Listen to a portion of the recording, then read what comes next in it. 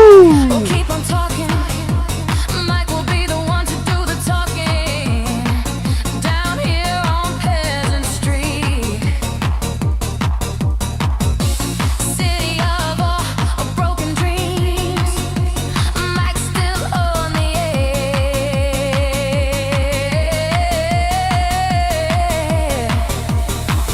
We do we like this. We do we like this. We do we like this. Oh no, no.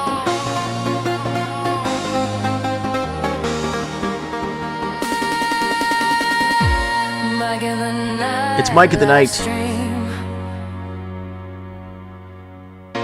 Mike in the night. Mike in the night. What is it you want from me? Woo! And do they steal our dreams so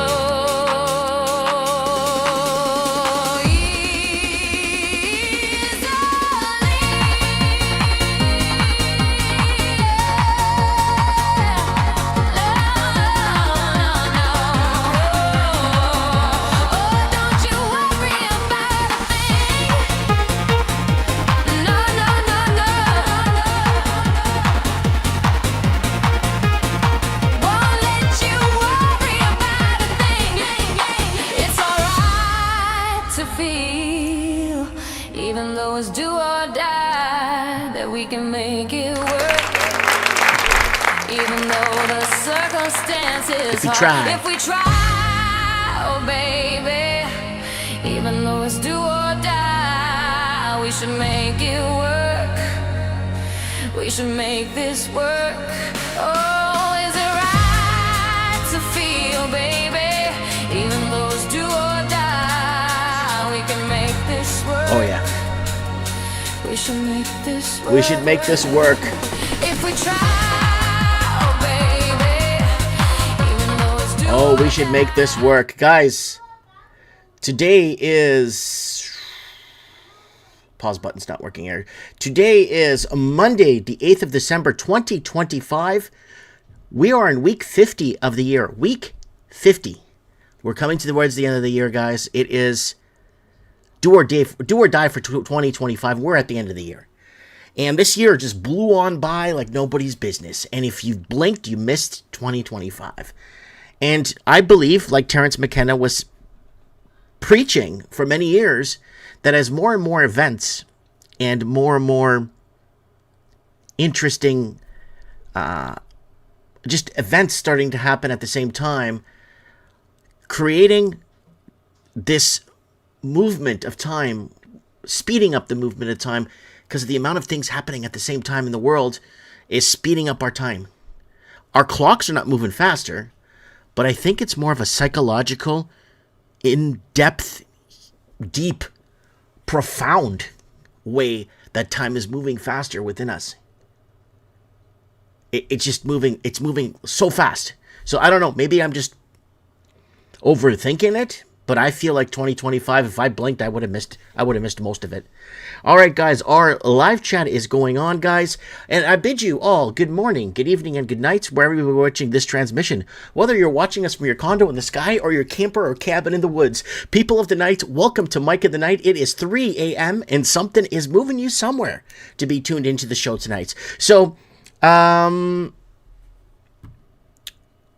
Okay, so we're going to be opening lines soon. I'm going to be opening lines soon. I'm going to go over a few headlines, opening lines soon.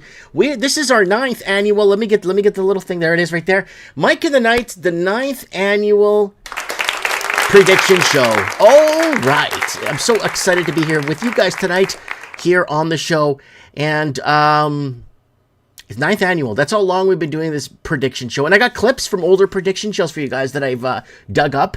And we're going to be playing some of them. And, yeah. Time is moving faster, folks. Junkyard Dog in the comments is saying it's because of AI, buddy. That's why we're moving faster. I think Terence McKenna was right. The amount of events happening at the same time. Just the amount of events and wars and all kinds of innovations and conflicts is making a movement faster. I don't know how to explain it. It's almost like it's like an internal soul dial, like our soul dial clockwork. Because I don't remember it moving this fast, man. I guess maybe I'm just, I don't know, maybe I'm stumbling onto something and I can't find the words to explain it. Okay, we got Glenn. Glenn's telling us in the comments, Mike, you are correct. I don't know where this year went. Merry Christmas to you and your family. God bless you all. Yes, we're going to, thank you, Glenn. We will be doing our annual Christmas show too. I think in a week or two, we'll do our annual Christmas show.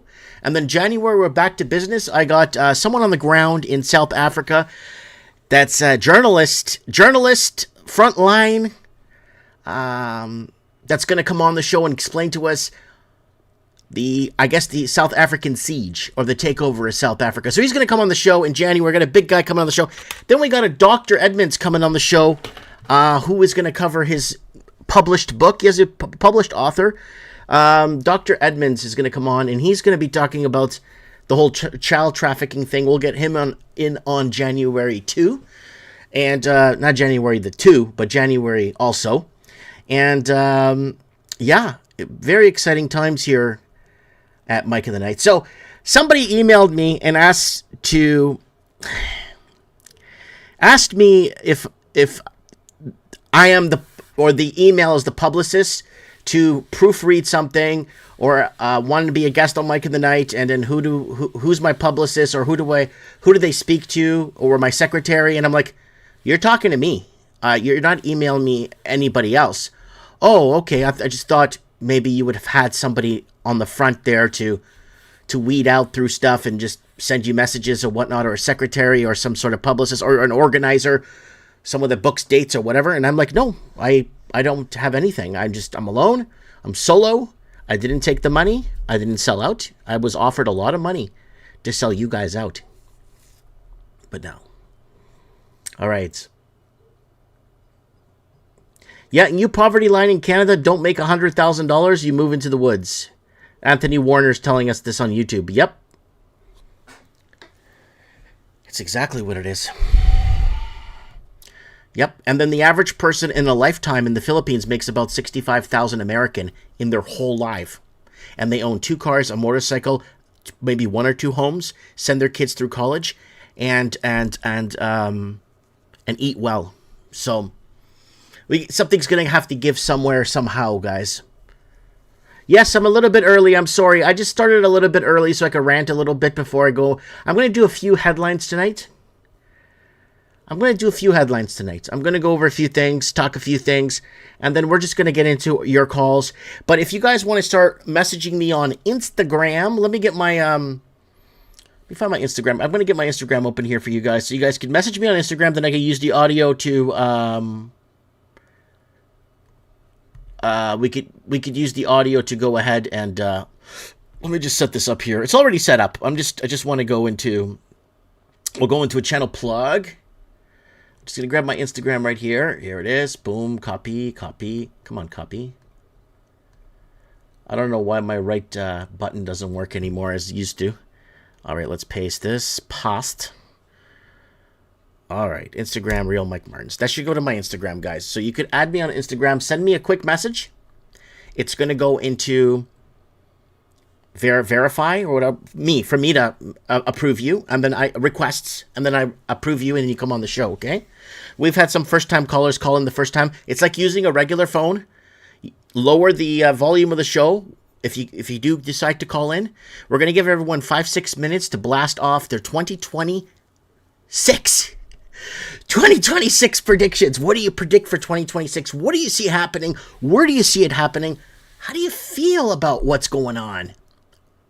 What do you see? That's the most important part. Get your crystal ball, guys, because we're going to have a lot of fun here tonight on Mike in the Night.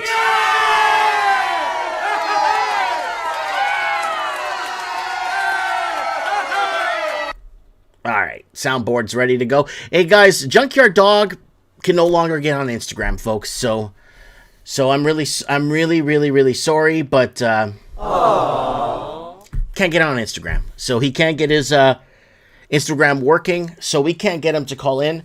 There's quite a few people that don't want to get Instagram, And guys, I am sorry, don't get mad at me, but I do not want to use a platform where I have no followers. And that's why Instagram, I have over 100,000 people following on Instagram. It's not that hard for me to find people to call in. But for me to start a new platform, a new this and a new that, and get 8 people on there, it's not worth it. It's just not worth it. Over 1 billion people have Instagram. Get Instagram. Use their technology against them. Use their stuff against them. You get what I'm saying? I don't know if you guys ever saw the movie Enemy of the State. That's one of my favorite movies, Enemy of the State. And Gene Hackman's in that movie. Fantastic movie. If you haven't, Will Smith and Gene Hackman. By far one of the best movies I've ever seen in my life. I watch it once a year. Look at how they took that technology and used it back against their enemy.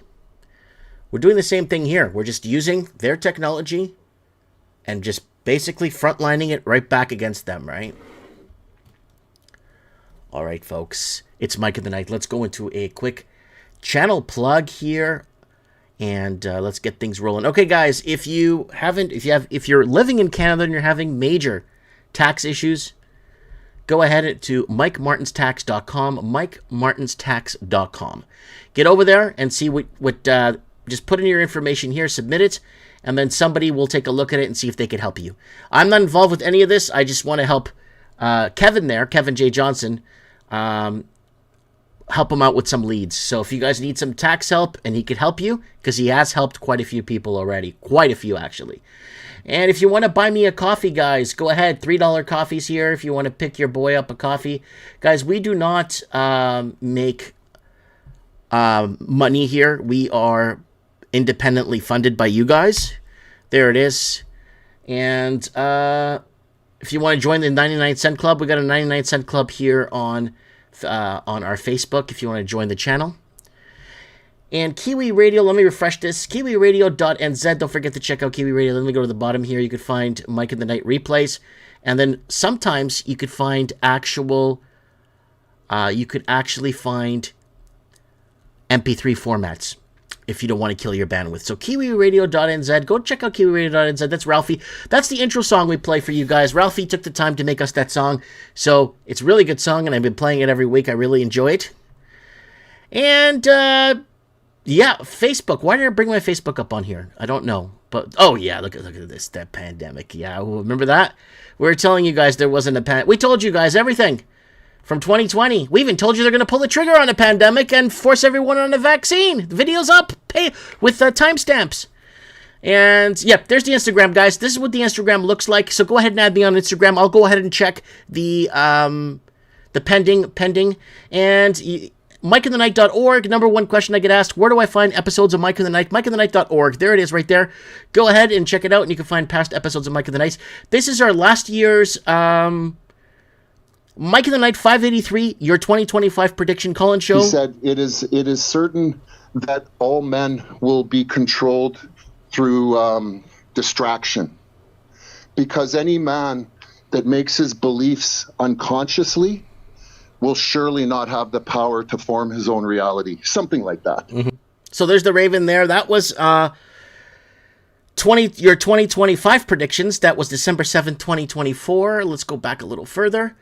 There's your December 9th, 2023 prediction show. That was your 2024 predictions. In the United States. Basically, they'll all get a text on where to go, a mass text at some point in time. These people that have been maybe operating into the States for years will go and start taking out road, power generation and distribution, fiber optic. 400 or 500 hits within, say, 72 hours. And let's go further back. Our Mike in the Night 472, your 2023 prediction show. So this was 2022 for 2023 predictions. Look at the Berlin Wall. Look at all the different things. There's always a threshold, and we need to reach that. But the only problem against us now is they've got all these algorithms going against us and shadow banning and things like that. So it's really hard to reach everyone. So, but if we all do our part locally, we can solve this, right? Right. All right. So, like, you can go back and watch our prediction shows. Pretty much 9 years if you really want to go back and check them out. Yeah, we've been doing this for a very long time, folks. It's Mike in the Night. Oh, yeah, your annual prediction show. Sorry, guys, I'm just going to...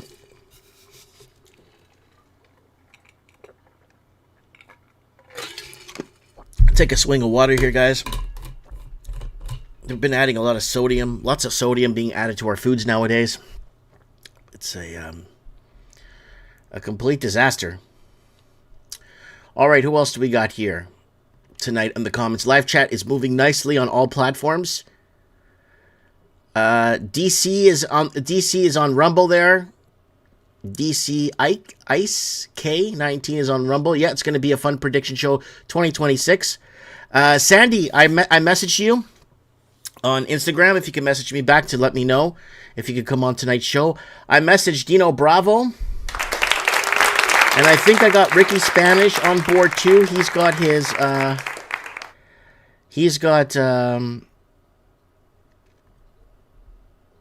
it looks like Ricky Spanish, it looks like he's set up for tonight too. So we might get some predictions out of Ricky Spanish here tonight on Mike in the Night. And I sent messages to Nitin and all the guys here on Mike in the Night to see who we could get in and who wants to come on. And it's really, really strange. I send a message out to somebody, like people on Instagram. Hey, I'm going to be going live. Here's a link. And I get bombarded with 25.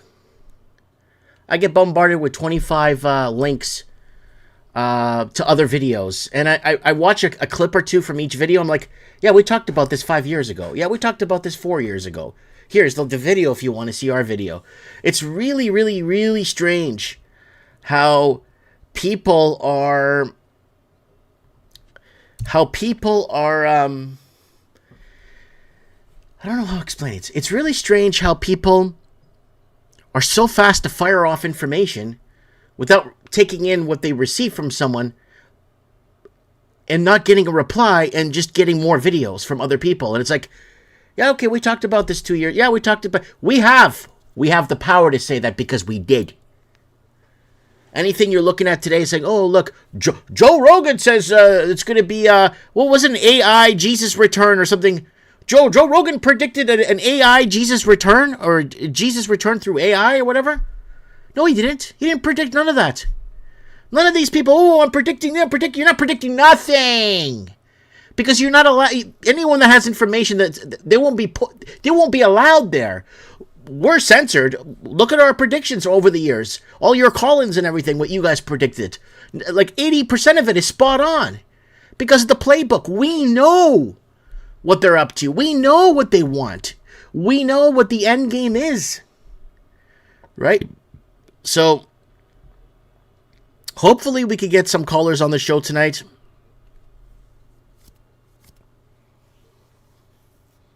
Somebody wants some light to be shown?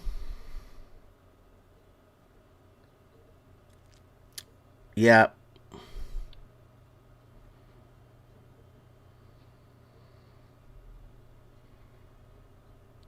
Somebody says, I bought you a nice coffee, Mike. Do I get something? What? Call into the show. Call into the show. Call into the show. So we got no coffee purchases. That's fine, guys.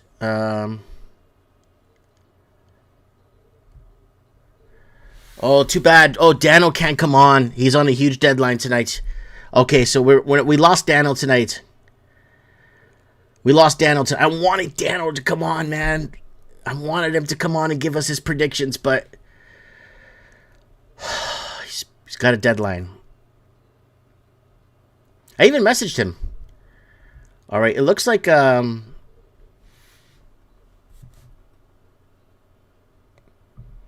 Okay.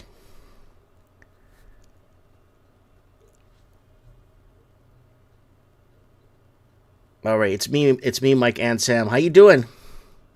All right, guys. Okay, let me just watching from the UK. Same shit happening here too. People versus the traitors in government. That's exactly what it is. It's exactly what it is. I still remember, guys, in 2011, 2012, my previous YouTube channel that got taken down for bullying in 2012, when I was filming the empty streets of Vancouver, when I was filming you guys the homeless situation in Vancouver, it was in 2009 before the 2010 Olympics. I'm filming like hundreds and thousands of homeless people over on Hastings Street there in Vancouver. It was horrendous. It was like 15 wide by 10,000 long, like 3, 4, 5, 6, 7 city blocks. And I'm like, the Olympics are coming here? And then I got a visit from the RCMP about the videos I was posting back then. And yeah, it's crazy. I still remember the money laundering, the fentanyl, and they were putting opioid vending machines in a little mall over in downtown Vancouver. They're putting opioid vending machines. We were reporting on that, and I even wrote a letter to get that shit taken out of there. Kids go in there. Oh, what is this? Right? We made a video, I think, 10 years ago about that. I think that video's still up, opioid vending machines. So Dino Bravo's predicting gold 5K easy. We'll get him. We'll get him on the show. We'll get Dino Bravo on the show. Canada's strongest man. We'll get him on the show too.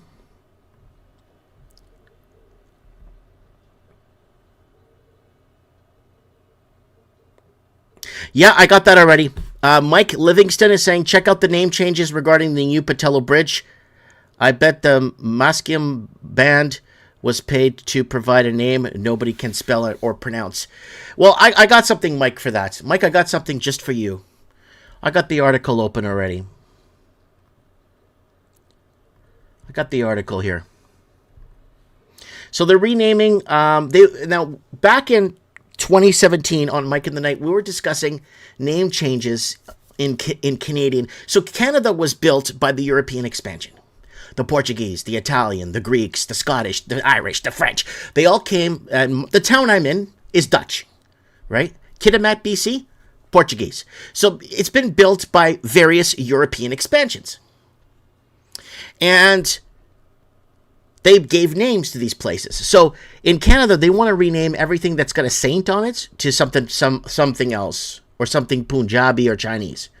But those people, Punjabi, Chinese, Pakistan, and all that other shit, those guys didn't build nothing. They came to move into the centers after they were built.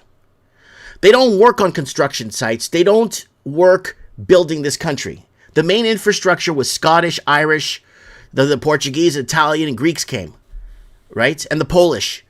And they worked really hard to build this country. And now they're kids, so they build banks. They build the banks. They build the Air Canada Centre. They build everything. And then their kids can't work in those facilities. Because we need to get people from China and India to come over and work in those facilities. And that's the problem with Canada. They're not taking care of their own people. I'm not talking about free handouts or freebies. I'm talking about employing the people that built the country to work in the buildings. So when the building fails, the people could fix the building when it fails. All right, let me go to the article I was talking to there. Explain to you guys what's happening here. I guess we'll do some Canada news. All right, let's skim through some of this before we get our first caller in. All right, Vancouver real estate prices dip. Inventory surges to 13-year high. There's the inventory. You're going to see real estate prices are losing grip, and there's going to be blood on the streets in Canada. Vancouver real estate sales fall. Inventory rips to 2012 highs. There's the inventory right there.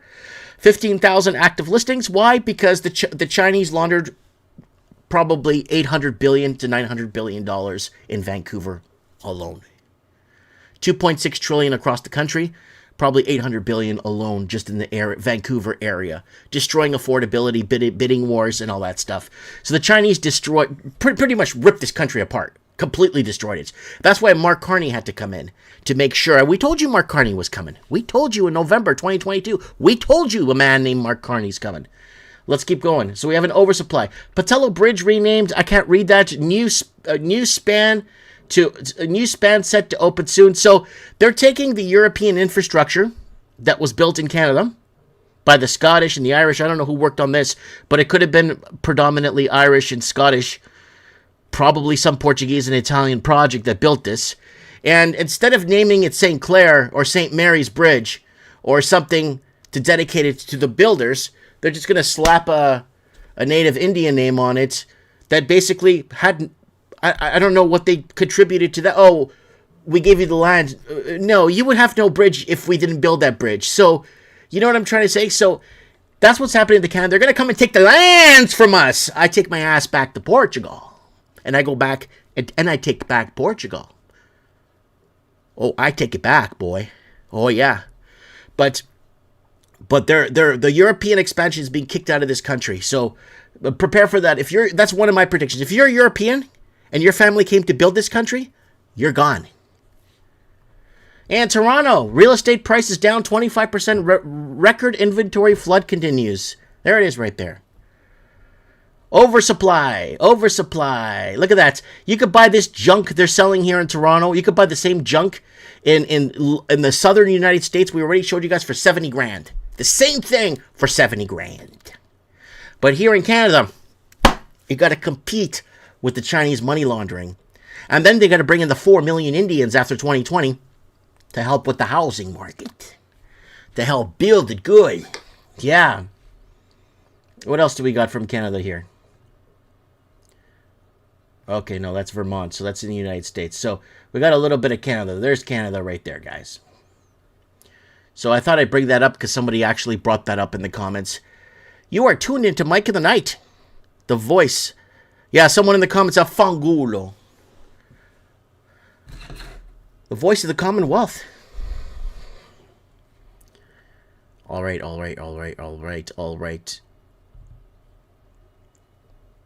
Okay, let's get our first call. We got, okay, we're going to get our first caller in, the General Lee. And I'm just messaging him to see if he's there. We'll get General Lee to come in. And I want to see if I could get Anna Key in from Australia. We're going to get Corey on. We're going to get... Okay.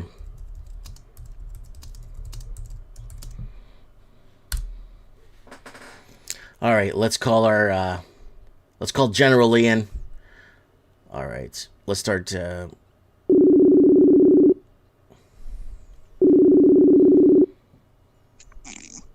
Hello. Ladies and gentlemen, we got the General Lee here on Mike in the Night, episode 628, our 9th annual prediction show. Buddy, it's been a while since we talked. How you doing?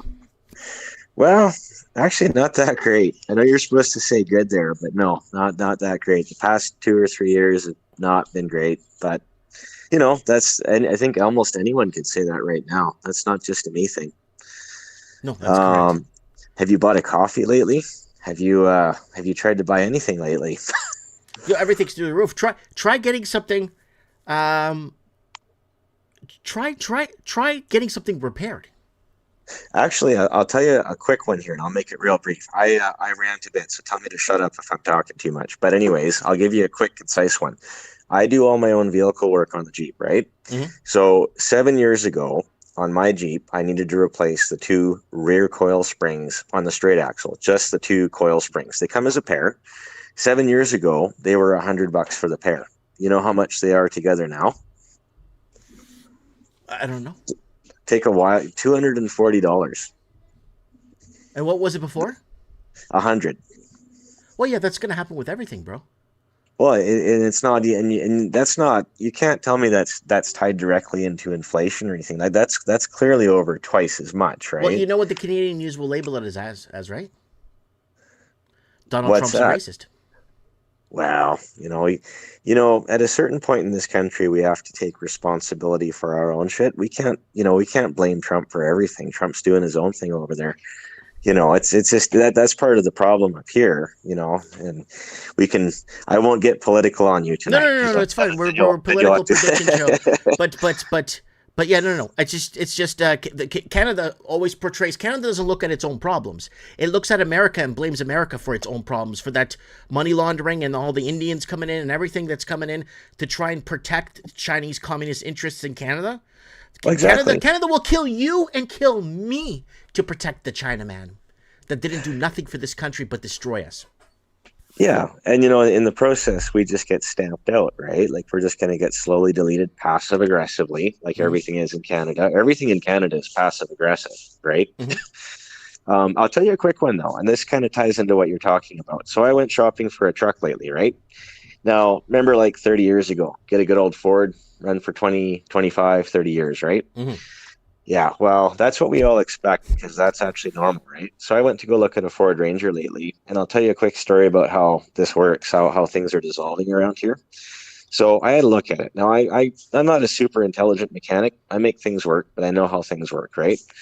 So, in an old Ford Ranger, you would have had a nice cast iron block V6, right? No, you get a little tiny fully aluminum 4-cylinder pushed beyond its limits by a turbo.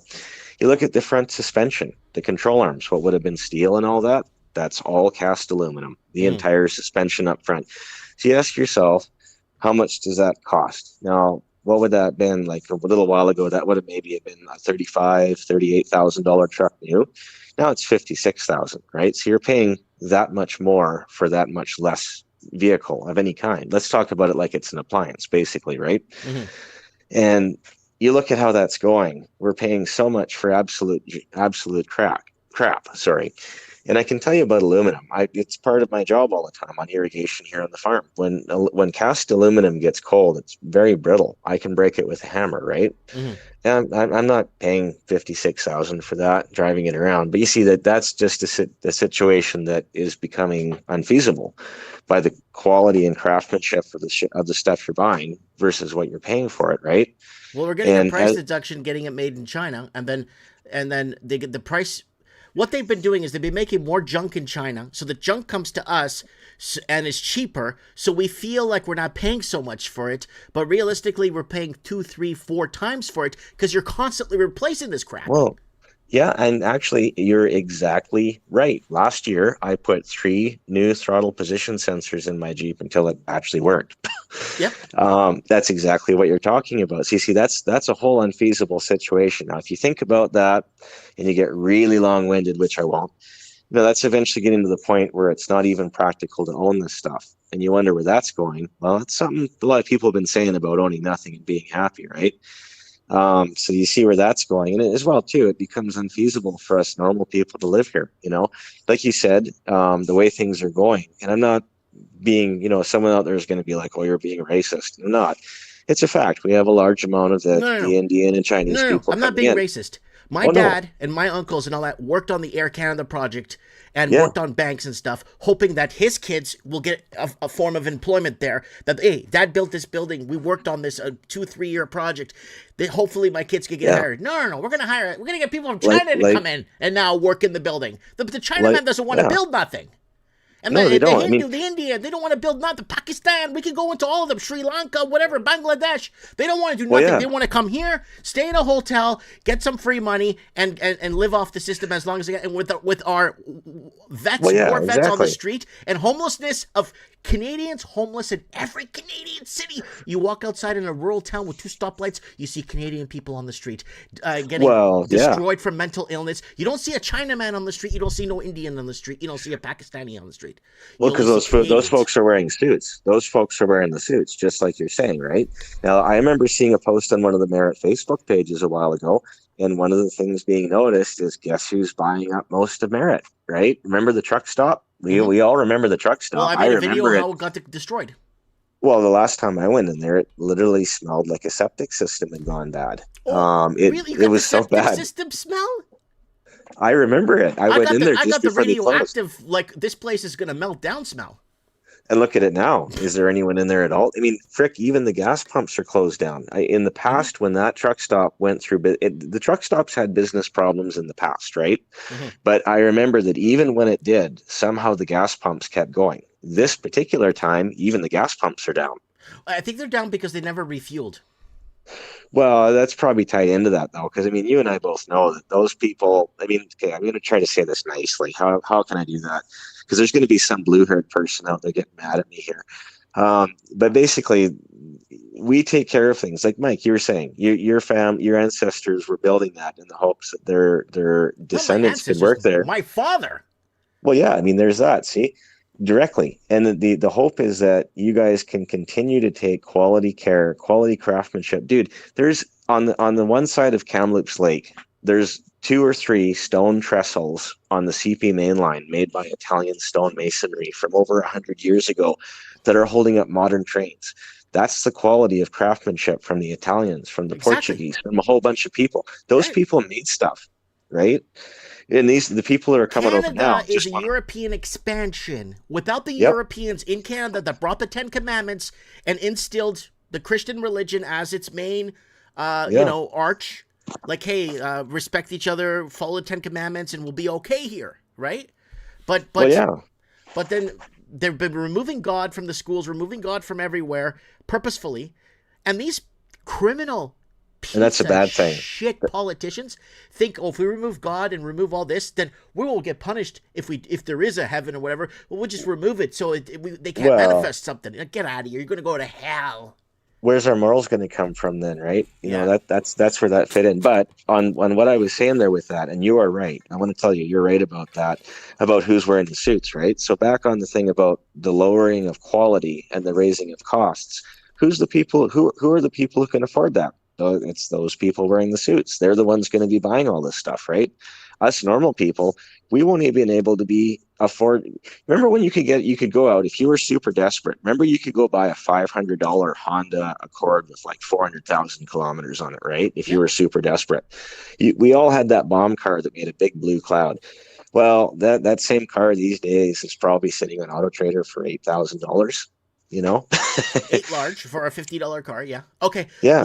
Generally, let's get into predictions. We'll get you back on the show, like for a real, like a good back and forth round table. But I need your predictions because we're starting to get a lineup of callers now, and You're helping open up the door is what you're doing here tonight. Now, let's do it. I'll do it real quick. There's no rush. Give us your 2026 predictions. What the heck do you see happening? Go ahead. Well, the first thing, building on that whole conversation we just had, things are going to become even more unfeasible to the point where we all have to start making super hard decisions. Life is going to suck. You're going to have to pick between 2 meals a day or that payments on that car, right? Number 2, first off, I'm going to tell you where I'm at with our healthcare system. I work out and eat healthy. I don't eat Cheetos. I don't eat sugar. I don't eat any of that crap. I eat veggies, grains, meats, proteins. Prioritize protein.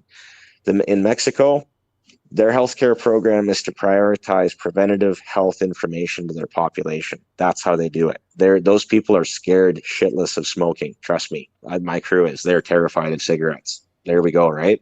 So financially unfeasible, work on your own health because preventative health, that is where it's going to be at. You go sit in the merit emerge, tell me how long it takes you to get in there or if the doctor knows what they're talking about, right?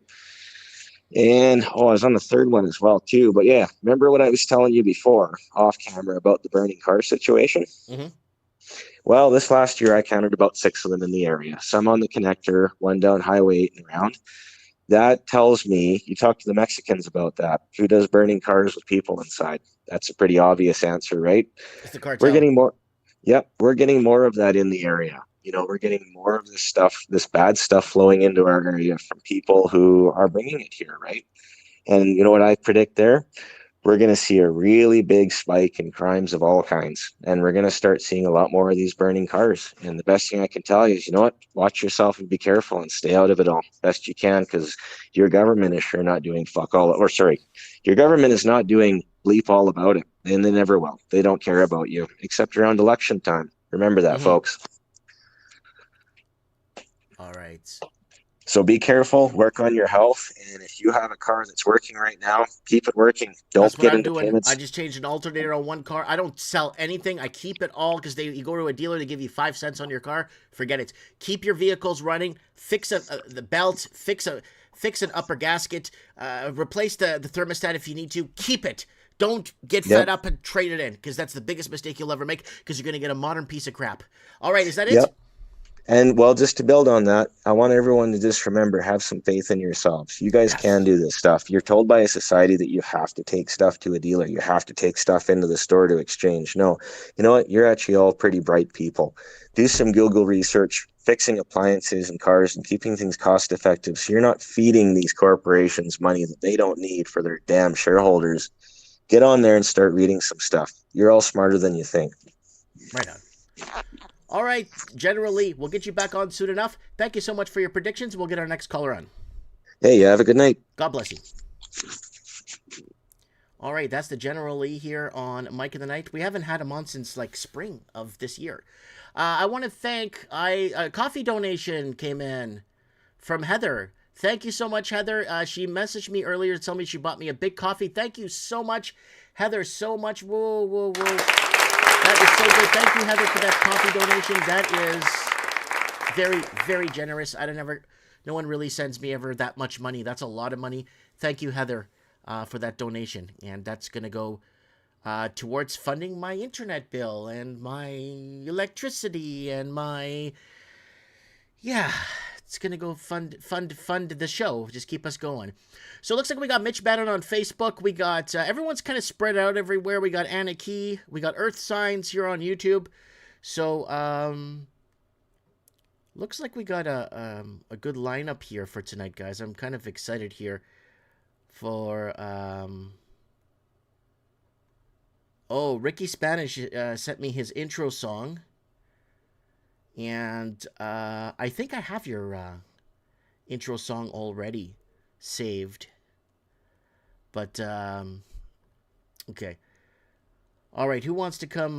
Okay, so we got our caller from Australia. That's good to go. Coming on, Mike in the Night. Giving us your 2020, guys. This is Mike in the Night right here. 9th annual prediction show. And very excited to be here tonight with you guys. I'm always looking forward to this prediction show, and I always like going back and watching the old prediction shows, and I showed a few of them for you guys at the beginning of the show. And, okay, so it looks like we're going to have someone in from Australia here on Mike in the Night. Long-time caller. Anna Key's been calling into the show, I don't know, for like 7+ years now, so let's get her on the show.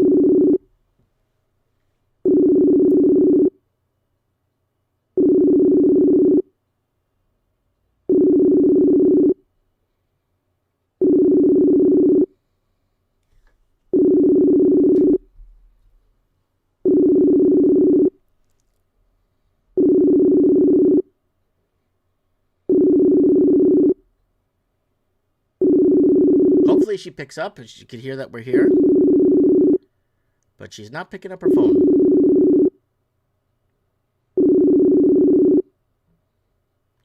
All right, she's not picking up her phone, people. Which volume is too low? Whose volume is too low? Is it mine or hers or the caller's? Is it my volume? Remember, guys, I don't have an audio engineer here, so it's really hard to run this. Oh, okay, there she's calling me here now. Hello? Hello. I can barely hear you. I know. I can hear you I've got now. a bit of a microphone issue. Okay, I could hear you. Can you hear me? Yeah, I can barely hear you. Something's up. I never know with. Hello? Hello? Anna? Anna? Hello? Yes. Okay, we can hear you now. Hello. Are you, like, because you're in Australia, yes, are I you can getting hear this, you like, too. intermittent, every 3 seconds it goes down and comes back up and rebuffs and... Ever since they started pulling the digital ID and the under 16s ban and all that sort of stuff, that somewhere behind all the scenes they've been playing with all the technology and we've all been suffering here, there, and everywhere. They're trying hard down in Australia to to try to cover up that your governments have been basically blatantly lying to your faces for the last 15 years. Oh, yes. They sold out to the yes. Chinese money laundering in trillions of dollars. We got recorded here. We Absolutely. have recorded here 1.8 trillion laundered through Australia. Same thing in Canada. Yeah. The same bullshit Yeah, in Canada. yeah, And yeah. bringing in a pile of Indians to try and fix your housing market. Yes, I know, but It's the same thing all over. It's not it's starting to not sit well, and it's starting to sort of show up in things in just at dinner parties and at talks, and I'll pipe. I'm very scared now to say boo, but every now and again I'll pipe up, and other people will be very interested, and then someone will turn around and go exactly. So it's the tide is slowly, we got here in a really long way, and we're going to come out of it really slowly as well. I'm just really concerned because apparently in the comments someone just say today is your last day of freedom of speech in Australia. It might be, but who said freedom of speech has to sit with the under 16s and on freaking Facebook? I mean, I really, anybody on Facebook's not worth listening to or dealing with anyway. I'm on Facebook. And a lot of people are. Yeah, I'm sorry, babe. I'm so sorry. I know that you love your Facebook, but I think Facebook's just shit. And all of these platforms are just crap. It's a little bit like having a debate inside with an adjudicator that you don't agree with. And they've shut you down. So they're just managing and monitoring, and you've slipped through the cracks, really, as far as I'm concerned. And some people have been able to, hang in there and slip through the cracks. But I just think, yes? I got something I want to tell you, and I was going to bring it up on the show, but you reminded me. Do you know the last 3 months on Facebook, it's been an open and free for all? People are dropping the N word, the F word, the K word, the C word, the J word. Wow. It's been an open free for all, and it's been a fight to the knife in the comments. I post a video, and then someone makes fun of the way I pronounce a word, or my spelling is off, or I have a spelling mistake. I have 50 followers of the channel jump in and make oh my God, guys, everybody relax. Right? It's it's an absolute gong show, free for all on Facebook right now. Yeah, you have no idea, Anna, how wide open it is right now. Oh, well, okay, so the pendulum's swung back in another direction, and I think what that is they'll allow, they could allow, it's all strategies. You've got to remember, Zuckerberg was the first one with Facebook that was manipulating people. He was the first one to come out with, well, we did all these Cambridge studies and we manipulated everybody into changing their minds, so brainwashing and mind changing through this so-called way back in 2012 new technology. And you don't think that isn't still going on? So seriously, anybody that's got a brain has got to get off it, because they're just being normalized, like I feel like I've been hyper normalized to nihilism almost, don't say anything against the government, don't say anything against that stupid person over there, don't say, I've been talking to a lot of my friends that used to be quite free and open with their opinions and their thoughts, and they're just pulling right back, going, exactly, which is what I'm doing, and staying pretty stum. I'm sorry, you're not, you had enough of being called a racist. But what's really interesting lately in Australia with those Australian marches, so these are just all the people, and they're not just Australians, they're people that really have worked hard to become Australians. So we've got Indians, Chinese, we've got, all ethnicities, and some of them have literally dumped where they've come from and tried really hard to embrace being an Australian. So they're joining in on the they call Australian. that they call that the 3%. Yeah, That's the they're not 3% very of like many. the 3% of Chinese, the 3% of Indians, the 3% Yeah, of Pakistanis yeah. that really want to go Okay. to Australia to become Yeah, Australian. That's the 3% rule. yeah. There's not very many of them, but they're about, and it's really they're totally a-okay and fabulous, and actually agree with the rest of us. And in fact, there in some cases, I've got a Sikh news agent owner, and he's he's more vocal and angry about it than I am. And it's Hmm. like, okay, all right, so it's not the white No, Australian ma'am. I have a racist Chinese friend anymore. that came from Hong Kong Yeah, back in 86, 88, 89. He came from Hong Kong, came to Canada. And yeah, he comes and talks to me, and he says, "Man, once they start turning on the people, and I look, you see, I can't change the way I look. I'm Chinese. They're gonna yeah, label yeah, me under yeah. that and this and that." And he's like, "If I people know. actually find Yeah, out about this, how China actually destroyed Canada through money laundering, and how the governments are yeah, being put in place to destroy us to protect Chinese yeah. communist interests, oh boy, he's so It's worried." just wrong. No, it's just wrong. It's just wrong, and too many people are just sheeple with the MP3s and all of that. I mean, like too many people are lazy, and they're lazy thinkers, and they just want to sort of sit in a little lane and put their cars on autopilot, and Mhm. that's their little brains. They sit in a lane, put it on autopilot, whatever kind of comes at them in the mainstream, in our case the ABC News, and they'll just, or SBS, it government funded news. Mhm. They just go along with it, and it's like I hear it repeated back to me so many times. Honestly, I've stopped even bothering. And it's like, but I have learnt, this is one thing I predict in 2026, is that we'll all kind of learn how to switch these people off. And I'm also noticing that we'll all start developing a bit of a backbone, and we'll start basically calling it out. All right. And inside calling, Speaking of calling yeah. it out, Anna, is today's our prediction show. So let's fire off some predictions. We can get a lot of callers on tonight's show.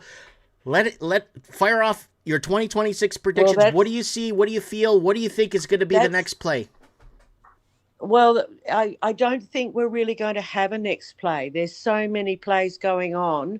The plays are, we're going to be so bamboozled and confused and not know which way is up. That's the play. It's now Cambodia and Thailand. It's never ending Gaza. It's never ending Ukraine. It's the United Nations. It's this. It's that. And then it's all the sub issues. It's FIFA suddenly giving Trump a frigging peace prize, the most corrupt sporting organization in the bloody world. It's just there's just going to be more of the same of this crap. But I honestly think that hopefully, well, I'm praying, really. My prediction is a prayer. The prayer is that people will start to really employ critical thinking and common sense, and they'll start to remember when they were last lied to by the government, and they'll start to go, hang on a minute. So I don't think that's going to happen in a hurry. I think that's one of those incremental things. And I also think that we are just going to go down this steady downward trajectory, and it's probably going to... Hello?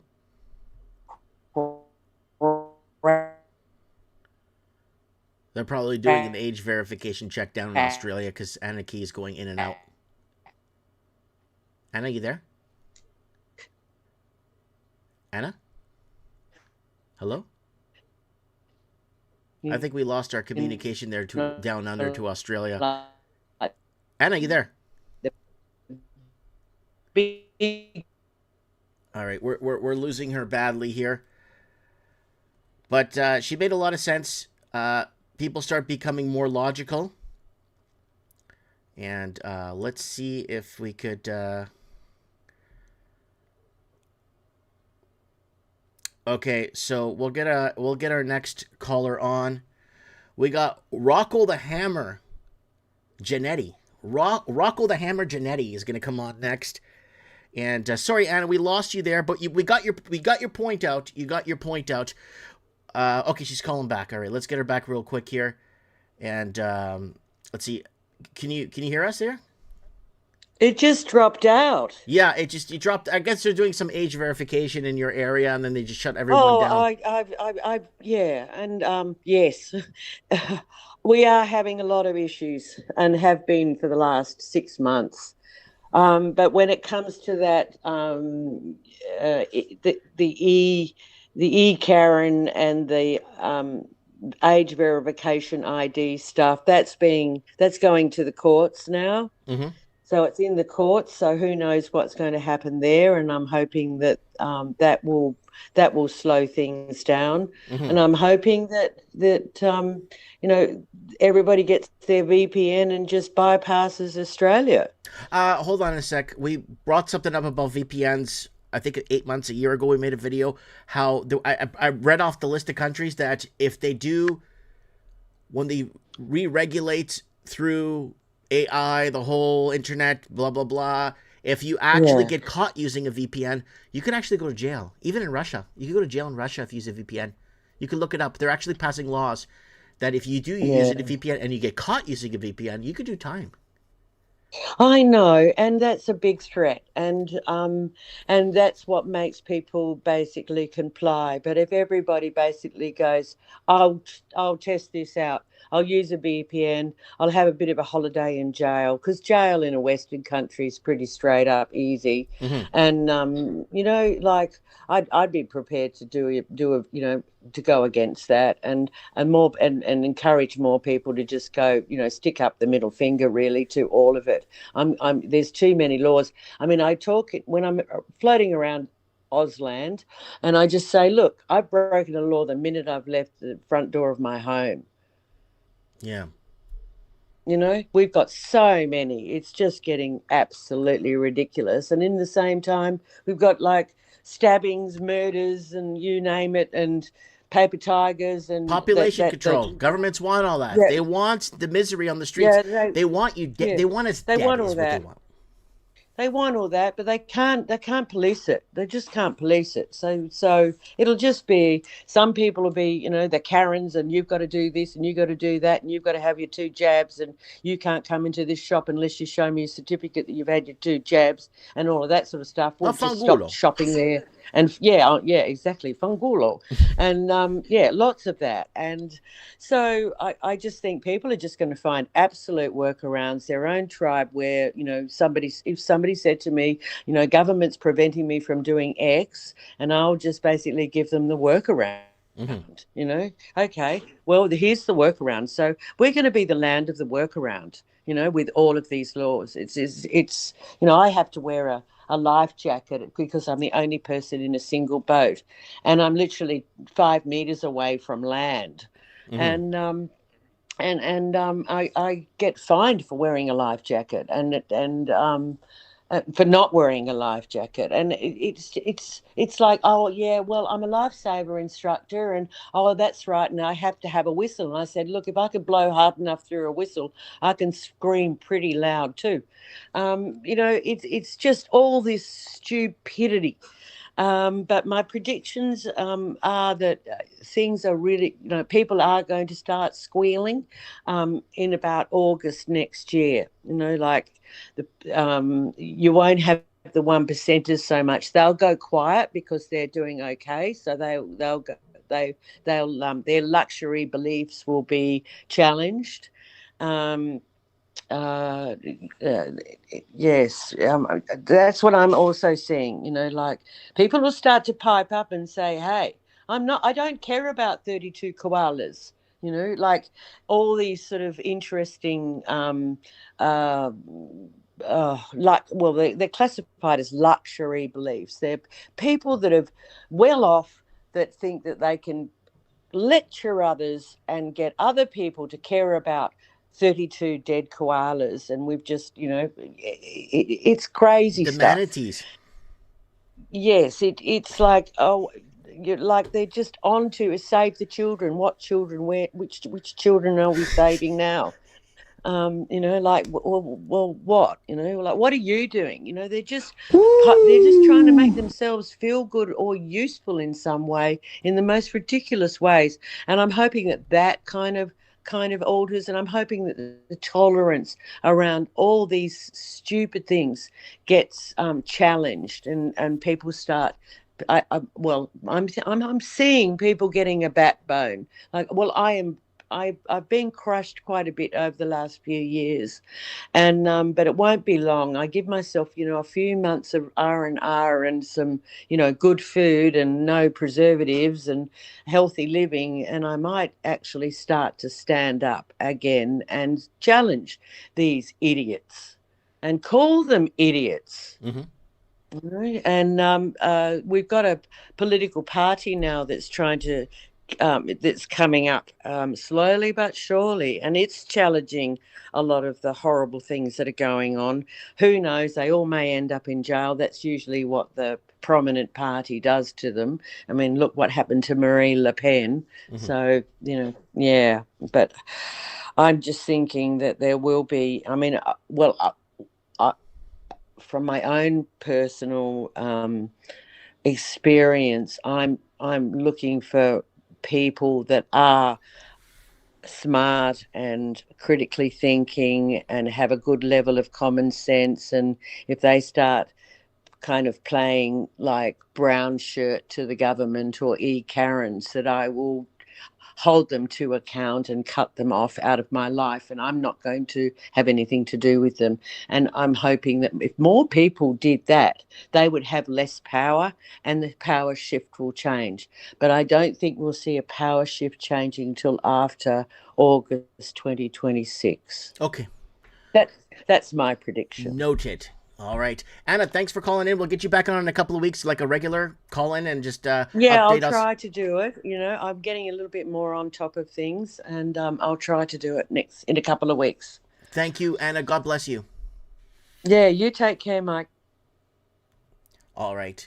That was Anna Key from Down Under giving us an update here and predictions and bringing the sanity back. Again, I get the number one question I keep getting asked is, Mike, how do we fix Canada?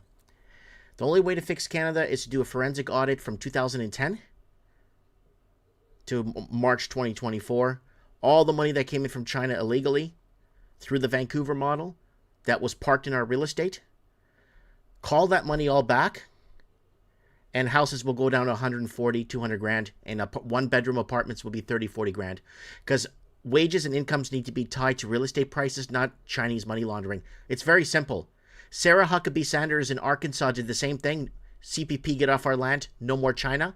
And she reclaimed a lot of properties doing cleaning up. Now, you can go to Arkansas right now and buy a property for next to nothing because there's an oversupply of illegal properties that were purchased through fentanyl and Chinese gangs and all kinds of crap. And just, yeah, I don't understand why Canada is so hell-bent on protecting the Canada will kill its own people to protect the Chinaman. Oh, they bring lots of money. They're good people. They don't do anything here. They bring their money, they park it here, and destroy us, and go work at the bank. So you can't get a job at the bank in the government because a Chinaman has it. So call me a racist. I don't care. I lived in Toronto at a time where I put Portuguese on my resume. They look at it and laugh. Or I don't put Portuguese on my resume. And then I go into my job interview in Toronto. Oh, you're Portuguese? Yeah, we couldn't run an ad that said no Portuguese, but no Portuguese. That's the time I grew up in Canada, okay? So you're calling me a racist. I'm a realist. Oh, Gary Medeiros, thank God he's here. And we got Dino Bravo in the chat. C. Revere, C. Revi, I can't. On the what's up? Canada's here. Whoa, we got some people that say, yeah, we got guys. I want to announce a very important announcement here. You're talking about all men. Nope, that's not the announcement. I have good news. Right across all platforms. All across platforms, we are on 7 platforms. We just passed 560 people watching. That's a big step for Mike in the Night. Considering I've been here since doing this show since 2017.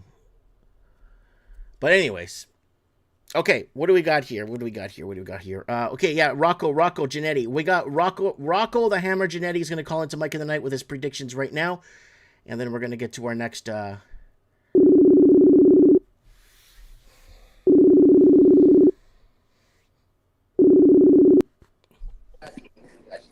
What's up, Mike?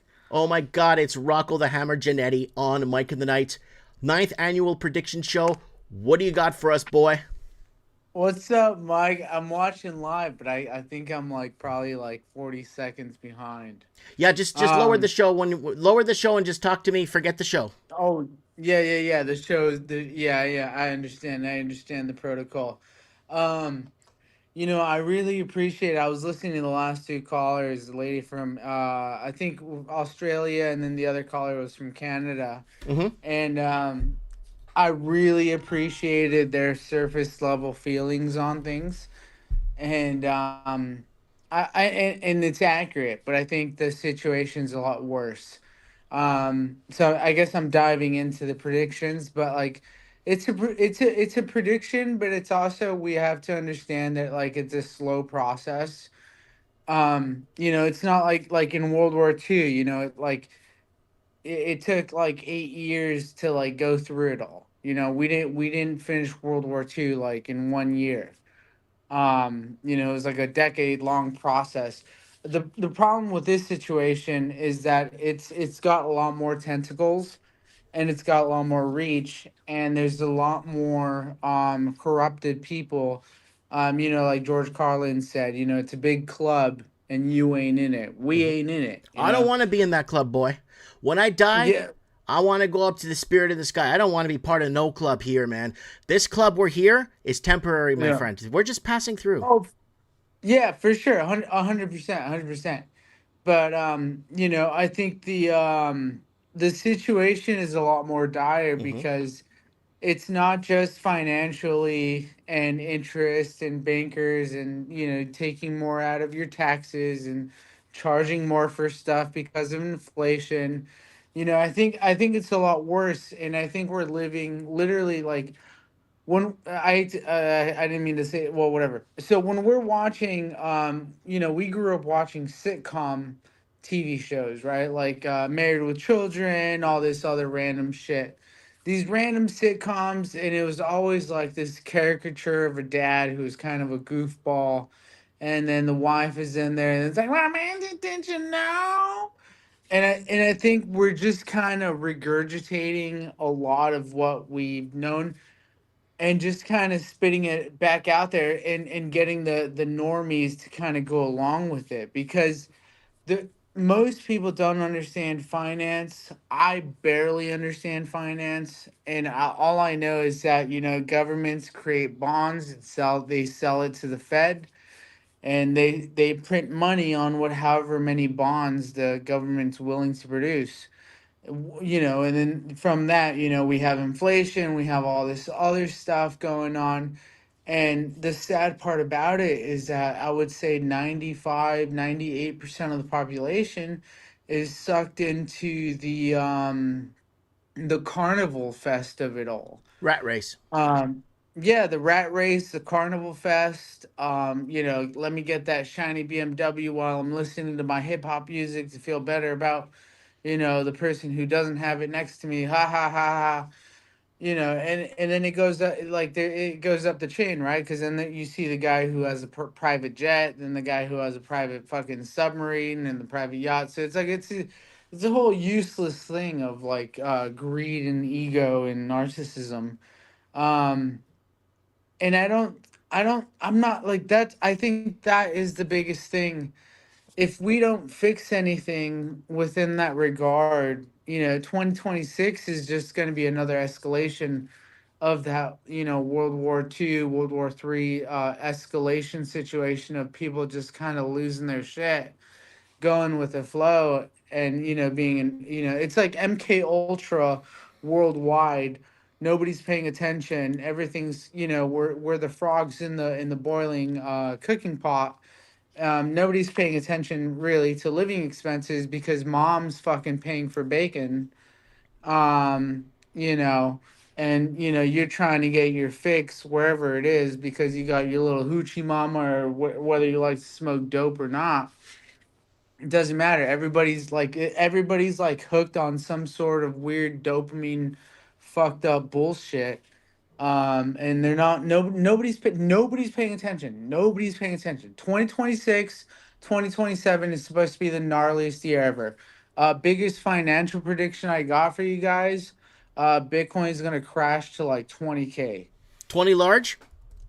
$20,000. Bitcoin, yeah, Bitcoin's like at 90,000 right now or whatever. It's gonna crash to 20,000. Okay. And and another reason being is because every Donald Trump signed some bullshit thing where like they're trying to make Bitcoin or whatever more part of the they're trying to put it in the portfolio of their fiat currency.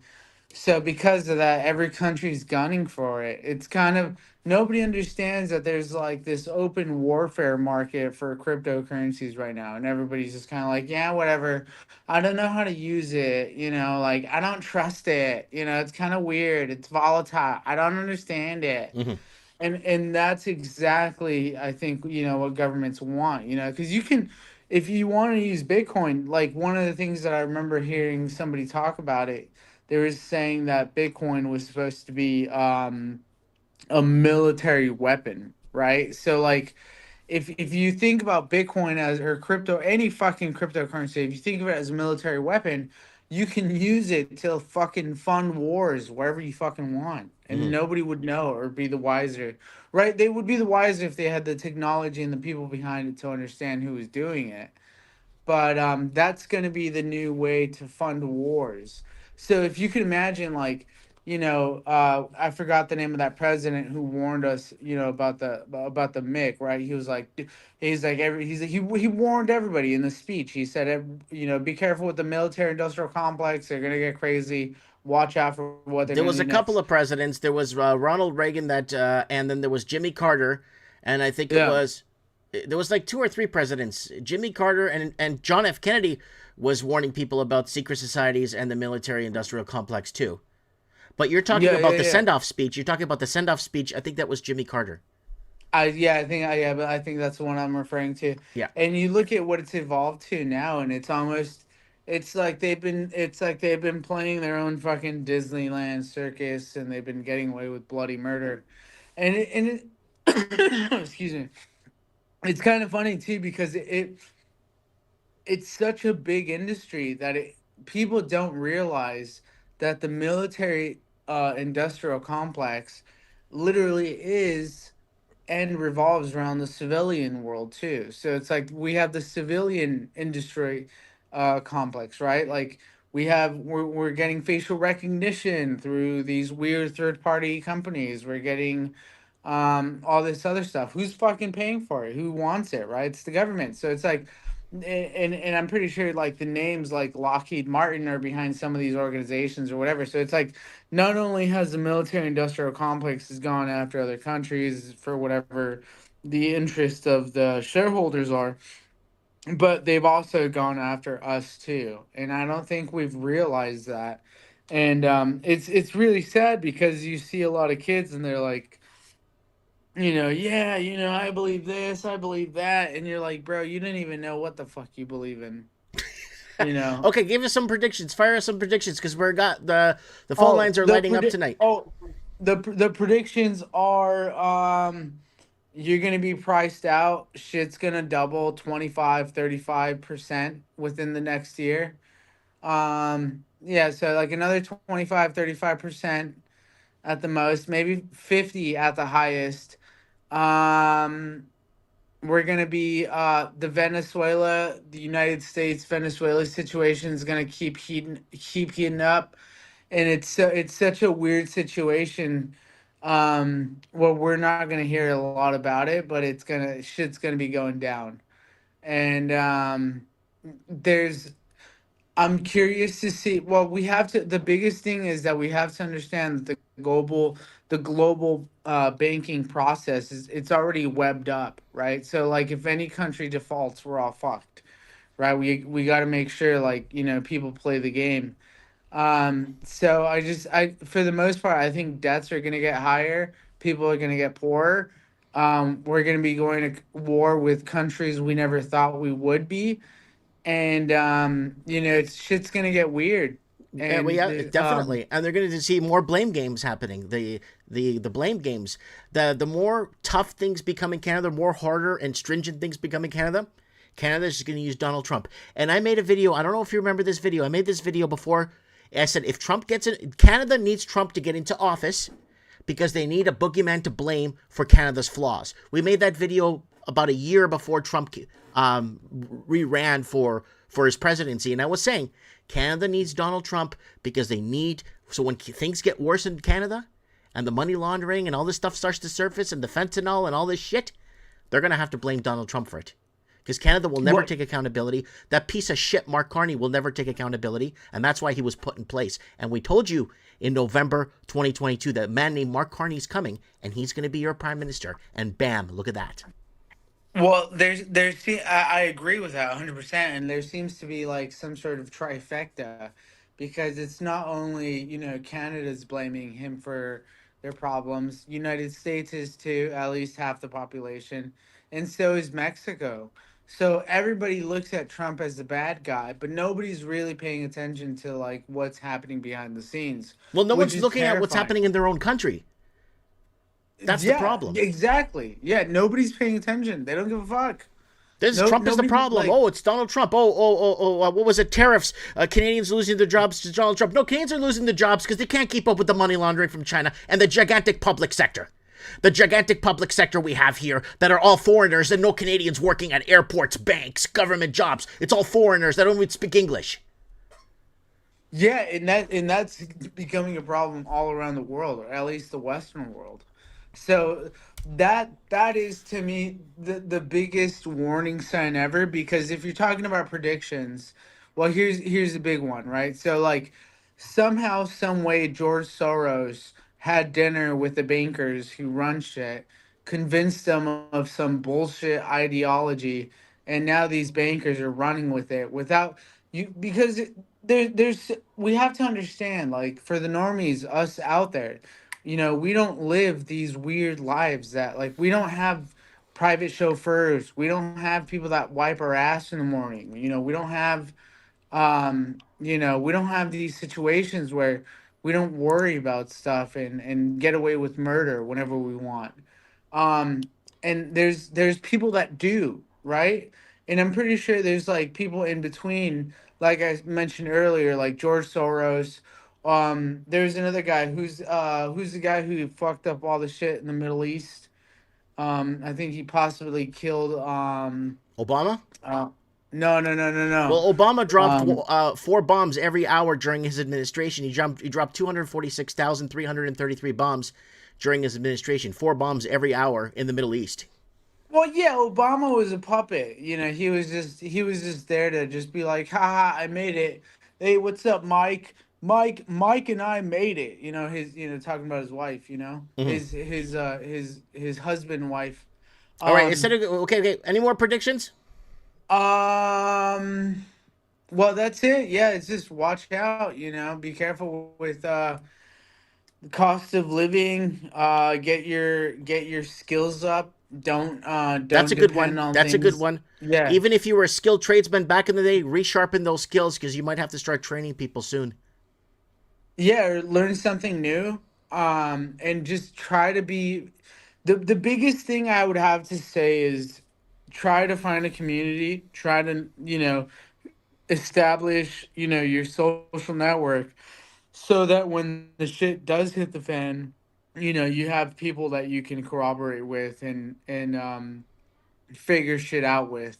Because the last thing you want is to be, in a third world country, or in a country you don't know, and trying to, you don't know the language, you don't know the culture, and you're trying to figure shit out. You know what I mean? That's the worst place you could put yourself in. And I think there's a lot of people who are in those situations. Yeah. People in Thailand who don't speak, Thai, or people in the Philippines who don't speak Philippines, and they're just over there because it's cheap. I think when the shit hit, I when the made shit videos does about hit, this. You're not hits part the of the fan. current situation. You have no idea what's going on because everything lies in the locals in those places. If you're not in it with the locals and you don't Yeah. know what the locals are doing, you're out of the loop. Oh, I'm with this expats and Americans and Fangulo. You don't know what's going on. unless you're with the locals, Yeah, right? yeah. But that's kind of what I was trying to say is like if you're make sure that whatever group you're moving along with, you're in, and you understand your situation and you have some sort of situational awareness, not only financially but legally and all this stuff. Certain things are gonna make it harder. Like I understand some people travel with pets. I understand some people have like, sick family members that they can't leave behind. Everybody has their own unique situation. Not everybody can just up and leave.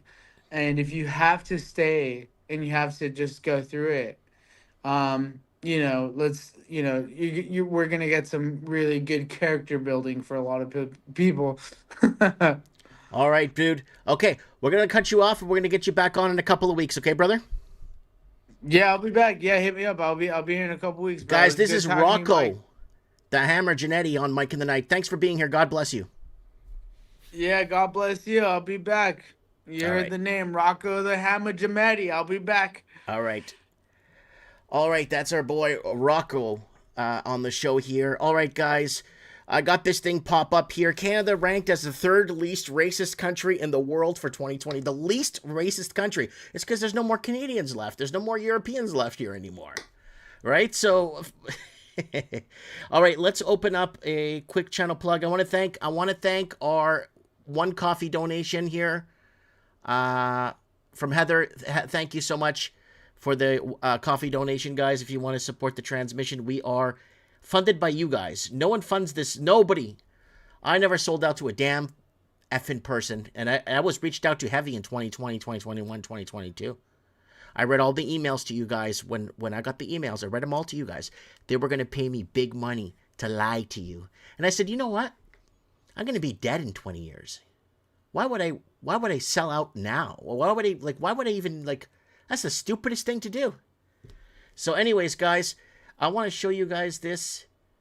All of Mike in the Night, mikeinthenight.org, and you go back here. Let's play a little bit of our last year's prediction show, your 2025 prediction show. Well, they're creating your reality for you, and you're believing it, right? So I just went on a little rant there. It doesn't matter. Okay, hold on. I got another question here from Carlitos from Miami, Florida. And Carlitos is a personal good friend of mine there on Alton Road there in downtown Miami. That's 583, and then we go back to 537, your 2023.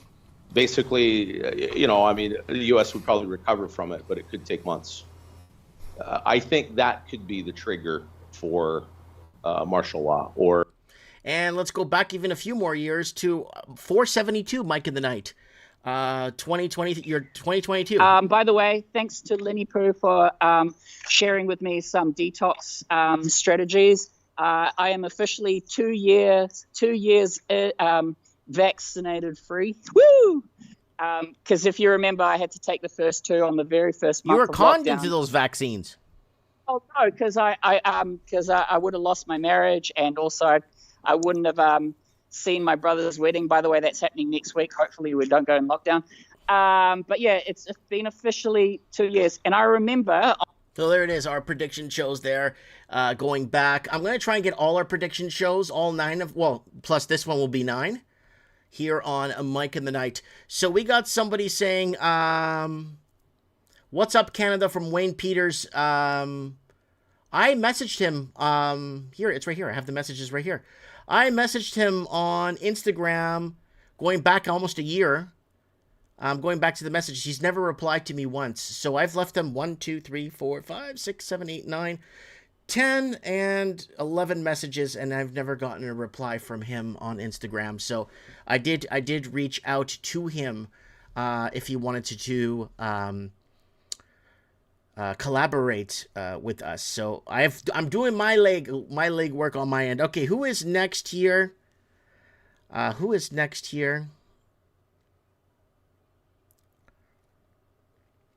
I don't know. Should we get I want to get Dino Bravo on the show too. I want to see if he wants to call in. So people start messaging me on Instagram and tell me you want to come on, please. Please, and thank you. I'm looking at Ricky Spanish here, and Ricky Spanish. if he wants to message me and give us his predictions for 2026, I would really appreciate that very much. And let's see who else we got here. Man, if you go back to our 2017 Mike in the Night, I gotta play. I think I'm gonna find and play it. They're gonna pull the trigger on a pandemic and they're gonna force everyone on a vaccine. If you guys remember those Mike in the Nights.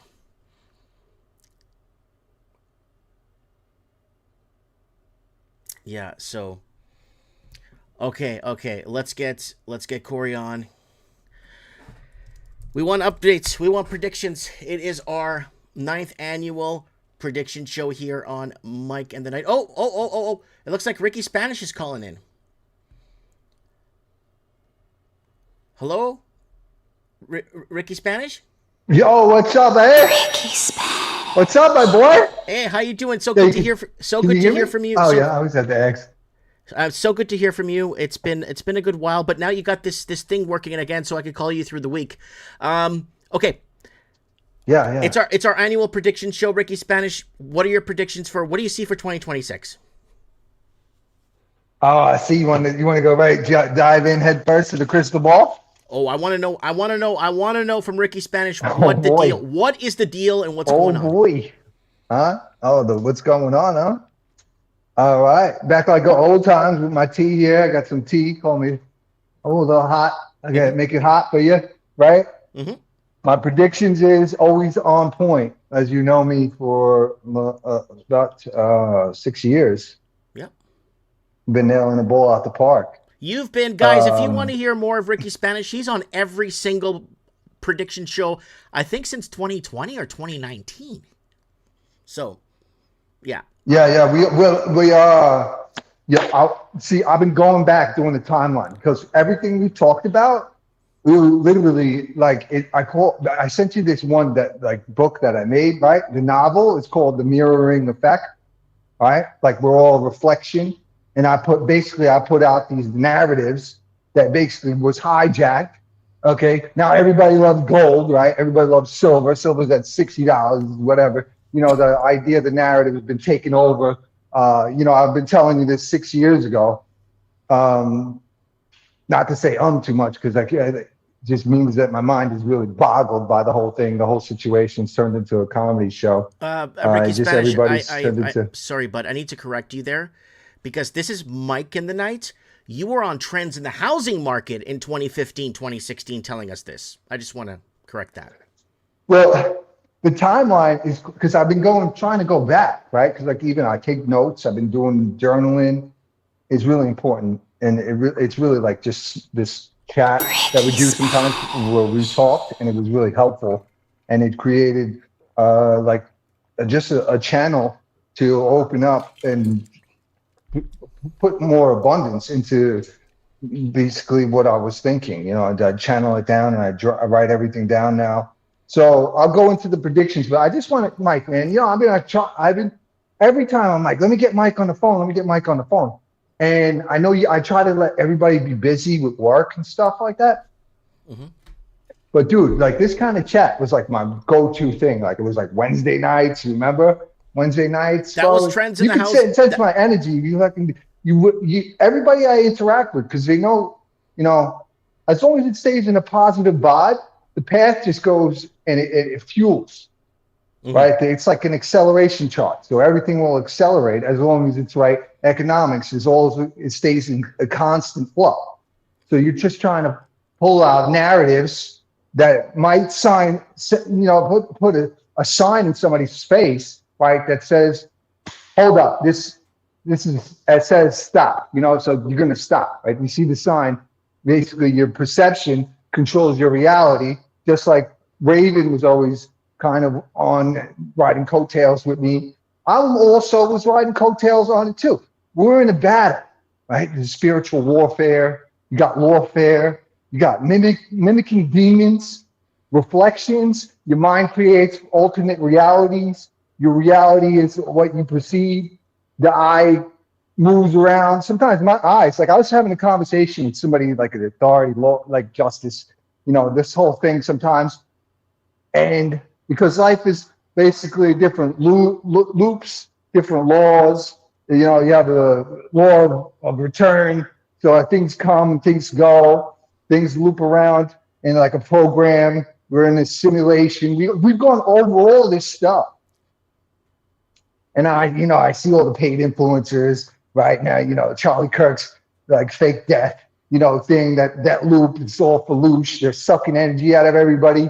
Donald Trump's getting shot in the ear, and somehow he becomes this Marvel comic book character where his ear regenerates, and how the heck he turn into a chameleon, a little lizard, right? And his ear just regenerates. This whole sci-fi loop, right? The whole thing, the whole guy from the get-go, since September 11th, Donald Trump gets called down to, so he's got 100 guys coming down. Hundred's a symbol, right? It's a symbol. It's a stop sign. He's pointing out angels. He's saying, I'm sending my 100 angels here. He's a part of the architecture. The loop is getting created. You can manifest the energy off of it, creating narratives, going on the news. What's the news? The N is for north. The east is for E, right? The W is for west. The S is for south. You get the news. You get the compass. You create energy. Boom. Pow.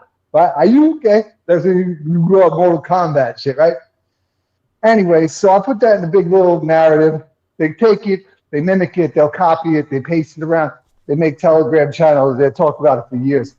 And it's all commodified. We went over this, right, with the vaccine. The vaccine, everybody's getting vaccinated. They want to vaccinate the chickens. They want to vaccinate the cattle. They want to vaccinate, pump it up. Like you're getting sneakers, It's collectible. They got collectible vaccines, all this shit, right? They got Martin Shkreli selling vaccines for $1 million. Okay. Anyways, let's reel it back.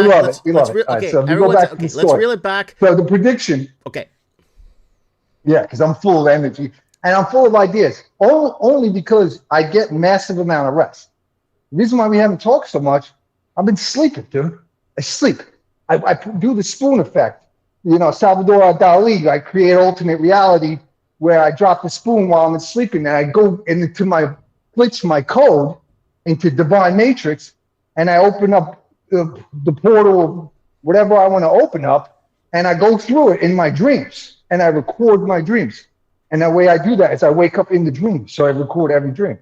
Interesting. People can't mess with me because I'll blow like a, you know what I'm saying? I know I'll what blow you're it saying. right back at them. Anyway. So this is the prediction. We live in a fake reality. I've always said this, right?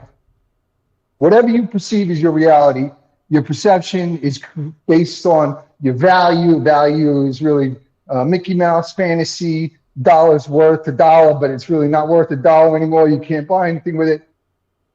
Crypto is not worth anything. They don't even audit it. Their whole blockchain is the alternate reality of the ledger. Your ledger is code. You're putting everything into based on a fake narrative. So anyways, under the reality is being hidden, right? Well, you got, everything's, you see all the rituals, right? You got your NFL coming up. They're going to do another ritual. Remember that? We do decodes on the NFL. NFL's all rigged. Everybody's getting locked up. They're all doing gambling now. DraftKings commercials everywhere. Everybody's an addict, right? A fiend. Let's go bet on the game. They're rigging the games. All these players are getting locked up. So what's happening is this is all hidden, right? Because people are acting, they're glitching, right? So under the glitch, everything is hidden. So I believe what is underneath these pyramids inside the world and outside the world, because there's external planets that have pyramids on them as well. Both underneath the pyramids on Earth and outside the planet, there's going to be a massive gold mine operation going on. I believe currently, I'm a futuristic person, so I can think things before they happen. I think externally in other planets, which I know for a fact, actually, because one of my stock investment banking, when I was doing investment banking, one of my clients was contracted with the federal government doing contracts for foreign operations in other planets. They were mining. He was making tons of money. He was liquid. He had Berkshire Hathaway. It was worth, I don't know, $500,000 a share. He had hundreds of shares of it in one position. So you call those guys whales, right? And you call people like me sharks. I'm going to come. I'm going to hunt you down like a shark. right? So I found this guy. He had contracts with the federal government, because if you want big money, you got to do federal contracts, right? Like, look, Elon is he's a little,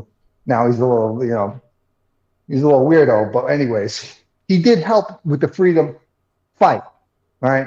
But I think he's still a black hat, because he's just out there. He's a little abnormal. Anyways, but these contracts are big money, right? Because you're getting an unlimited amount of money, just like if you sign a contract doing these oil operations. So oil isn't a limited resource. Oil narrative is created basically on tensions, right? These are all false tensions, though.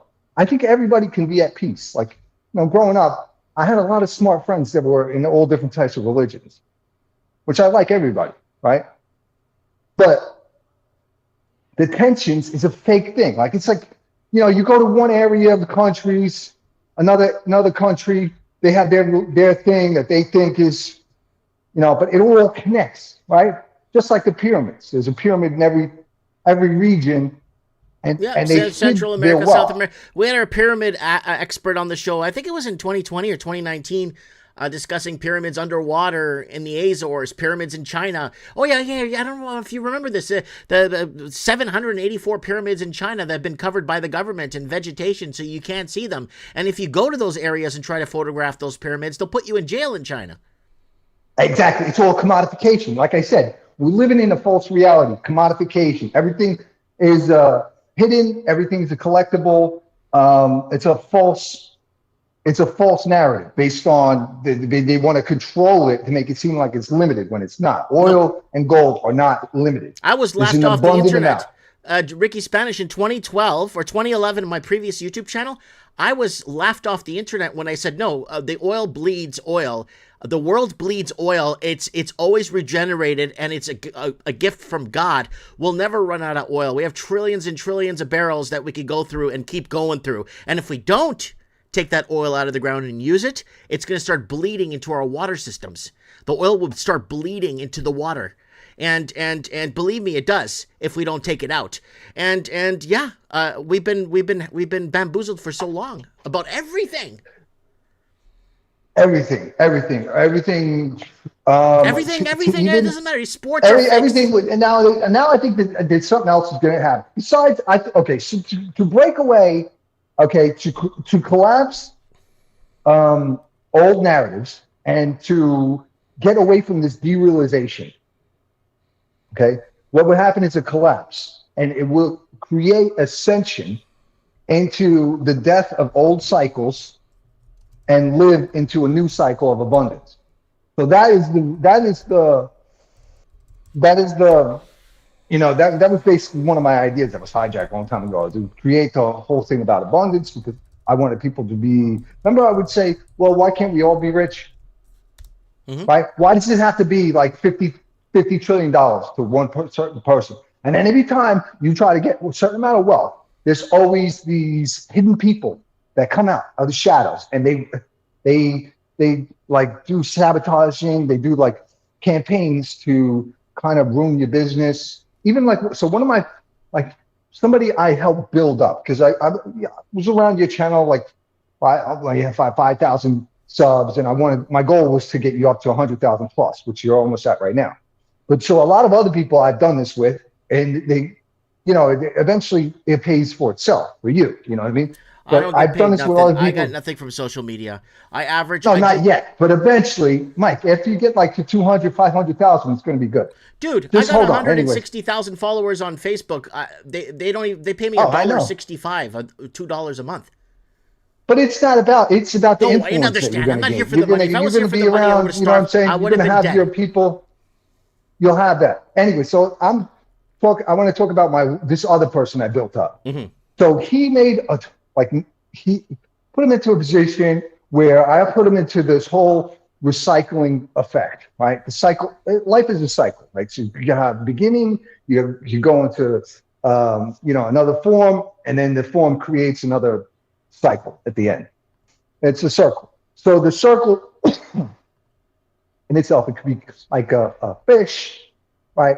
And you put two circles together, you get the fish in the middle, It's a part of ascension. You wake up, and at the end of the day, it's all about wisdom, right? You go through things, and so I put him into this wisdom. He was smart. It becomes a self-fulfilling thing. You do it on yourself. You do your own prophecies. But at the end, he became one of these crypto guys.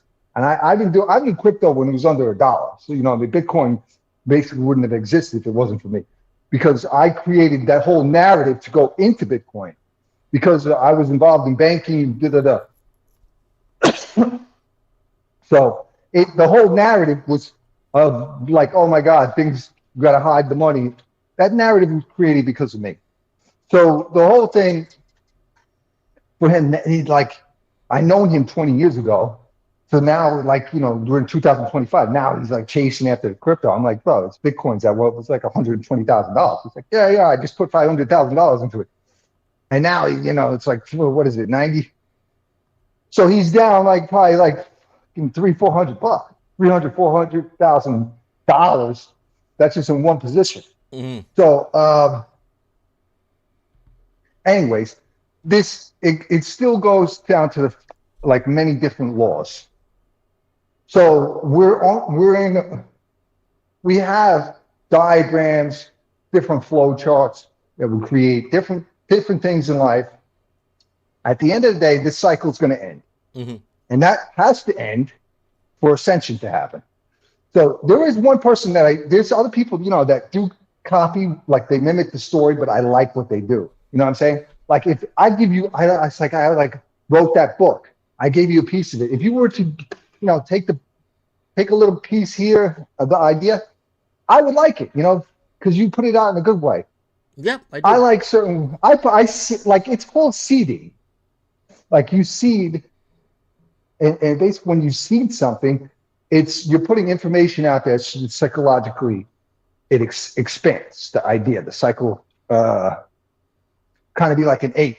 Okay. When you look at Ricky an 8, Spanish, you we can got a take lot an of 8, people right? asking for predictions. I got a lot of callers waiting on the line in line here.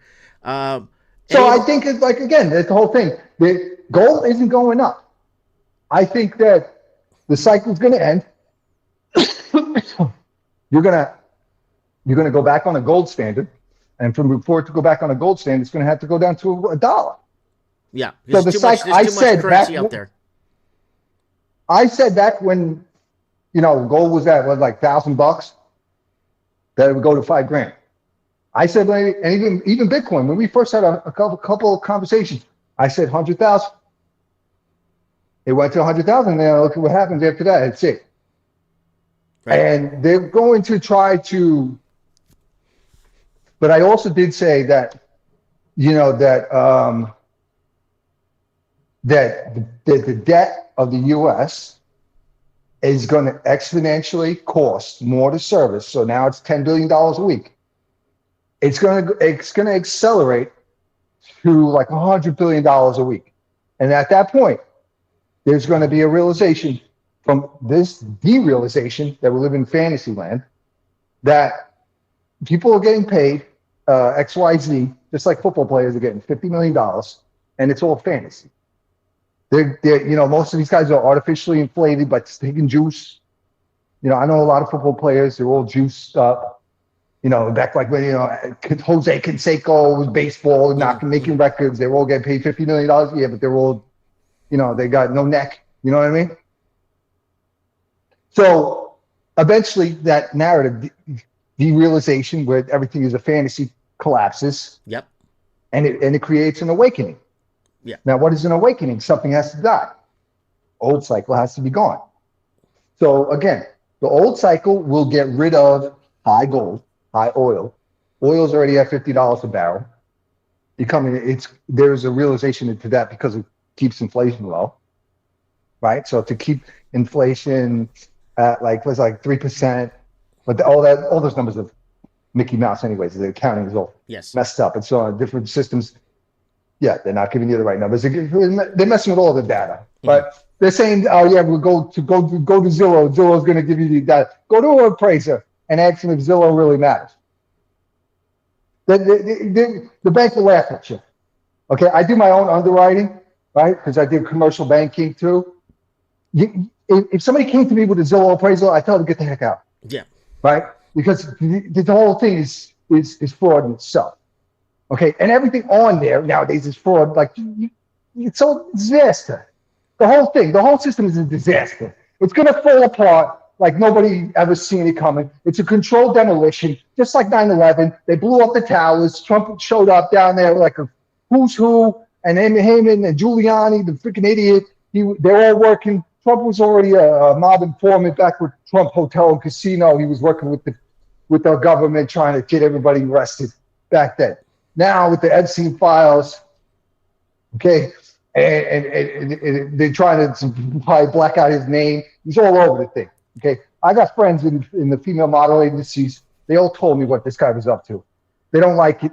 Nobody likes that kind of stuff. Okay, Ricky Spanish, buddy, I gotta let you go because I got like 7 or 8 people waiting in line. It's our prediction. Yeah, so we're playing with spiritual things. Keep praying, everybody. Stay prayed up. Pray to God for restitution. Everybody can have our divine rights and everything be in the right path for everybody. Thank you, sir. God bless you. All right, that's Ricky Spanish. I'll call you through the week. We'll talk through the week, buddy. Don't worry. Okay, there's a guy named Wayne Peters from What's Up Canada. I wonder if he's still watching the show. I think I just saw him in the chat. We'll get him on the show right now. I'll give him a call. So we'll get Wayne Peters on from What's Up Canada. Let's see if he picks up his phone. Ricky Spanish.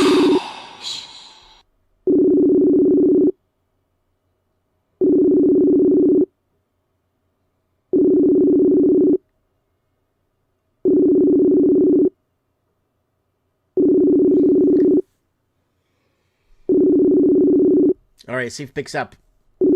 See if he picks up the phone here tonight on Mike in the Night.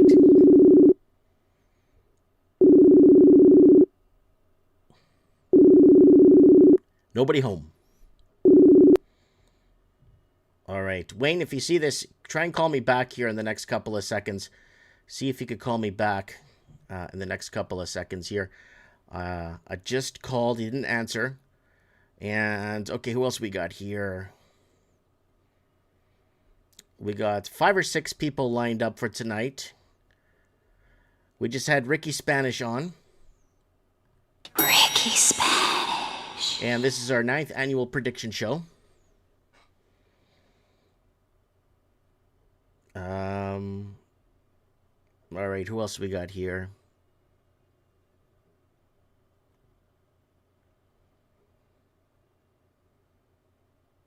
Okay, we're going to get Mike on the show here. Mike's been waiting patiently here, so let's get Mike. And Wayne, try to get your phone working. So we'll get Mike on the show.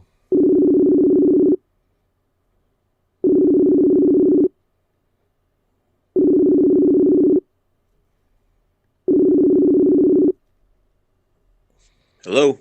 Mike. Actually, no, it's Black Deplorable.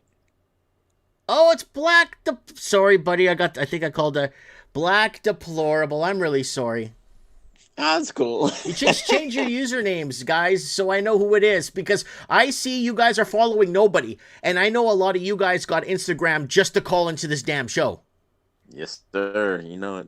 I know you got Instagram just for me. I know there's like 10 people on here that just got Instagram just so to call into the show. And, okay, ladies and gentlemen, we got, there it is, Black Deplorable. I'm sorry, I'm reading the wrong line here. That's what happens when you get old. So, guys, we got Black Deplorable here from California. He's going to give us his 2026 predictions. Go ahead, sir. Okay, so do I sound much better from the old, when I was calling from my computer? Do I sound better? Can you hear me? It sounds clear. It sounds like you're just talking to us on the phone. Awesome. Okay. But just briefly, I wanted to comment on the video you posted earlier today about Canada dying. Mm-hmm. Is that okay? Go ahead. It's a free country. Okay. Still, it's still a free country. Well, here's the thing. So, like, I was thinking, like, the model for over 2 centuries in, the United States and Canada and Australia has been for immigrants, come to the country with an optimistic, positive attitude, and they're like willing to do any kind of work, right? Like your dad, like you always talk about your dad, right? Mm-hmm. How he hustled, and then you have the next generation often who just think that the work that their parents did was beneath them, right? Mm-hmm. Oh, I don't think that at all. It's just I know you don't. Well, for example, like my girlfriend is Peruvian and she has a cleaning company, but like her niece and son would like would never clean toilets. You know what I mean? They would never. I remember asking her niece, like, are you gonna work for your aunt and your family? And she's like, oh, hell no, hell no. Yeah. But I understand people are not appreciative because they're not leaving a mass war or persecution or they're not they're not living in a zone of pain. Mm-hmm. So obviously they're going to live the comfortable as least devastating as possible. So they're going to be as comfortable as humanly possible while they're here, right? But their family and all the other people that came over to build this place didn't have much of a choice at the time, right? So they came, they built it, and they put their heart and soul in it, thinking that their kids are going to work at that bank when they build the bank and that government building and that stadium, that their kids are going to be working in those facilities because they built it. No, we're going to get some guys from India and China to come in and build, because they're not going to build anything. They're going to come here and work, and then we're going to tell them that Canadians don't want the jobs. Right, but also like sometimes you talk about like like the European expansion, but the problem is, let's be real, like there aren't any poor white countries anymore. There were after World War II. Like Europe was devastated, right? Mm-hmm. Like Eduardo he's Yugoslavian, like Serbian or Croatian or something like that, right? So like that part of the world was devastated by communism and just absolute misery. So of course his father's going to come over here and do anything to survive, take any job and just hustle and grind like crazy, right? Mm-hmm. But where there's there are no more. The only maybe Europeans are of I guess some maybe from South Africa or like Eastern Europe. I mean, they're just not that many out there. You know what I mean? Like that enough to, because like I like I work in San Francisco. I look at all the hotels. San Francisco is a big tourist town. Who's gonna who's gonna be the cleaning ladies and the janitors? And the cleaning crews? Who's gonna clean those buildings? How many white people in the world are are willing to do those jobs? Well, it's not even the white people willing to do the jobs. The white or people, native born. Sorry. Okay, yeah, okay. Because a lot of the I see. It's all a melting pot now. Now it's just we're talking about a generation. We're talking about a generation down the line now. I'm talking about my generation, the 40 and 50 and 30 and 40 and 50-year-olds that can't get a job because they are substituting wages, or government is substituting wages for foreigners to work, Indians to work over them. That's what I'm talking about, right? Yeah, like it pisses me off. There are certain jobs that immigrants don't need to be doing, like computer programming, working in banks and stuff like that. But those really grimy, menial jobs, and somebody that's going to show up on time with a positive attitude. Like I see, like here in Bay Area, we have like tons of Central Americans. Like I see like 4'8" Guatemalan women getting on the train at like 6:30 in the morning, right? Hustling to go clean some hotel in San Francisco, right? Showing up on time, not hungover, not drug addicted. How many Americans, how many non-citizens, how many Americans, native born Americans, Canadians, Australians are going to do that? Well, very few, man. No, there's, you know what? No, I'm going to challenge that. I get 5 to 10 resumes a week in my 2-stoplight town. I said menial. I'm menial. I'm talking grimy, like cleaning a toilet. No, I understand what you're saying. I understand. There are people. No, there's a lot of people. If it's unionized and it's a good job and it's good pay, a lot of people would take it. I know a lot of people here in Canada that have been right now searching for a job for the last 4 years. And they have education, and they're I mean, I know a guy secretively that applied to work at a McDonald's, and he's like 50, and he's on his last, like, he doesn't know what to do anymore. He's applying at McDonald's, Burger King. He's applying everywhere, like to be an engineer for some city planning. No callbacks, nothing, zero. Yeah. So, Yeah, I hear you. I know there's a lot of isolated cases, but I just feel like, I think, like, in these, the countries, like, they just have, like, okay, you know what? Let's fix this right now. When I try to move to your country, when I try to move to the United States, I made the video. I know you saw the video. When I tell you, you're going to, oh, I know the video. I had to get a corporation to sponsor me, and I had to run ads for 6 months to make sure I wasn't stealing an American's job, and I had to have $32,000 in the bank account in my name, and I had to run ads for 6 months. I know I said it, but I'll say it again, to make sure I wasn't stealing an American's job. Now, those jobs that you see these people go to, if those employers had to run ads for 6 months to get these people to get in, that job would be taken by an American. I'm willing to bet 5 years of my life. 100%. Yeah. If they knew it existed. So. Yeah, you're right. I mean, like, I'm talking about unskilled, super duper unskilled. They just need somebody that's willing to show up on time, not drug addicted or hungover. Yeah. Like, you don't need skill to clean a toilet. It's just point and say, clean that. You know what I'm saying? There are millions and millions of jobs like that in America. You know what I mean? That very few native born in Canada, and I'm sure Australia ditto, that most in Canadians Europe, will take anything right now. Most Canadians, our governments have been subsidizing wages at all the big box stores. All the fast food here in Canada is all gone to Indian workers. They subsidize their wages. We're crippled here, boy. You have no idea. Yeah. I know they've made mistakes. I'm not saying that Trudeau and they're not in the United States. They're not making mistakes as to who they're bringing over here. But I'm just saying. The thing is, they're bringing unskilled people that are unqualified for anything, and they're giving them and they're subsidizing their wages on top. Yeah, India's a uniquely effed up place. So, like, I hear you. Like I know that the British, they said that they're jealous of America. Like, they talk about the Pakistanis. Like, they're just like they're not the hardest working people in the world. And so, like, they're like, at least Mexicans, you guys complain. They say, talking I don't about complain. I love Mexicans. I lived in Mexico for 2 years. Yo hablo español. Right. Yeah. No, I'm saying that they are saying, you Americans do sometimes complain about Mexicans and Central Americans, but at least nobody can deny that they're extremely hardworking people. They're hardworking. They're Catholic, and they bring that good family tradition here, which American Canada's lacking. Yeah, and they contribute incredibly to the productivity of the United States. 100 trillion %. Yeah. It's just I just think like I don't know about quite so much about the situation in Canada as much, but I just know that, like, it's just, I don't know. So man, someone in the comments said Canadians used to do all those jobs, all of them. Used to, when they were hungry.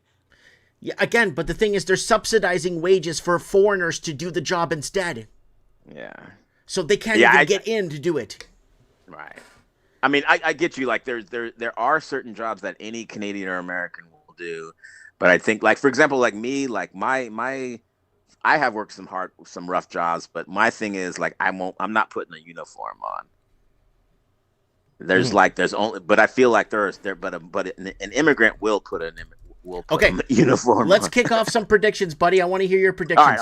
All right. Okay. So I just think the four horsemen of the apocalypse are steadily marching into the United States. I'm just seeing a lot of hatred, like I see, like, civil war, from various types of civil war going on right now. Like, there's a lot of anger towards this, the Somalia. It's, like, even like people, not it's not a white thing. It's more like an American thing. People are getting furious at how these migrants, like the Somalis in particular, are scamming the country. Have you been following that story? Yeah, I covered it on last week's Mike in the Night, and I got very angry with it. Why are there people from Somalia in America? What? I'll tell you where it started. They don't build anything. They don't produce anything. They don't contribute to anything. They complain about everything, and they hate Americans. Why are there Somalians in America? My question is, why are they there in the first place? Okay, it all started. Have you ever in the Bill Clinton administration, America was sending aid to Somalia, and these piece of shit warlords were hoarding all the same thing in Haiti. Yeah, Exactly, stealing all the aid and then trying to sell it to the people, and so this kicked off this like civil war and whatnot, and of course America gets blamed for it, and then we allow Omar, the biggest piece of shit on the planet, to come here, and then all these other Somalis, but to the average stupid American who doesn't know this, who wasn't around in the '90s, they're gonna think, oh, we must have bombed Somalia, that's why they're here, because they think America is the reason, the root of all evil. But the real reason is that we were saving them from each other, and so there's a lot of rage building up towards Somalis and Muslims, so I see like, people like marching in, Dearborn, Michigan. Have you heard of Dearborn, Michigan? Of course, I've been to Dearborn, Michigan. Okay. I'm sorry. I guess I'm sort of similar, kind of talking to the whole audience and whoever's listening, but I'm just saying that, like, so like I see more and more like Americans of all races kind of like marching in there to let these motherfuckers know that this is America. You know what I mean? You're not just gonna like come in here and like take over like that. It's not gonna happen, man. Yeah. You're outnumbered, you're outgunned, and if you want to get crazy, Americans have shown over and over we can get crazy when we want to. You know what I'm saying? Like, this is the only country. Do you see something? Do you see a prediction happening with that? Yeah, I see in 2020, 26, there's going to be a massive march into Muslim neighborhoods as a demonstration that this is America and you're not in fucking Pakistan or Somalia or any other Muslim country. Yeah. And there's going to be, and then there's going to be a backlash, and then we're going to start fighting. And then they're in Texas too. They're trying to build a Muslim city in Texas. Yeah, I heard about that. Good luck with that. Yeah, good luck with that. You know what I'm saying? Like they just keep pushing us, and they're laughing, talking about how they're going to take over. And all these stupid people keep saying, "Oh, I don't know. Well, if you don't like it, go back to your country." They're not here to be Americans. They don't hear. It's not about liking it. They're here. They're telling you we are here to conquer. Yeah, the Indians in Canada saying we're recolonizing Canada. Good. You recolonize Canada India way, the infrastructure would collapse, the water would stop running, the electricity would stop, the internet would collapse in Canada. Canada would go dark. Once the European expansion that built everything leaves and doesn't maintain this shit anymore, it's going to be like Mozambique and Angola 2.0. You know how good it was back in the day when the Portuguese were there, and then when the Portuguese left, there's dead bodies on the streets now, and everything's crumbling. I know, but there's no talking to these people, man. Like, Have you heard of the philosophy? It's called third worldism. Yes. So yeah, it's like this idea that just no matter what, I mean, everything is the white man's fault. In the United States, the West's fault and whatnot, and they just, there's just no reasoning with these people. They're just you messed us up. We didn't mess up. You messed us up. Mm-hmm. So it's but if you give us a chance, we can make it. Yeah, right, man. All right. What else? Any other predictions? Throw them out. I don't see the stock market and the housing, hanging in much longer, man. I see a crash coming, and just a lot of societal collapse. I see it every day. I mean, you were talking about the mentally ill in Canada on your video that you made on YouTube today, and it's all Canadians. Video. All Canadians are suffering from mental illness. I was saying. Yeah, and it's like, but I see the same thing here. Like, I mean, I see in San Francisco, I mean, 90% of the drug addicts are like white people, and Americans. Right, and I can't believe the stuff I see. Like, I saw a guy. You ever heard of a flesh tattoo? A flesh tattoo? It means like wherever. So like if you get a flesh tattoo on your forearm, it'll have all the ligaments and the veins, everything underneath the skin. Okay. Does that make sense? Yeah, go. So then I see this white guy the other day crawling around on the ground with a full face flesh tattoo. So like, imagine he's got no lips, he's got no skin on his face, and so you see the tattoos of like his teeth, the teeth, and then the roots of the teeth, and then what's underneath the nose without cartilage.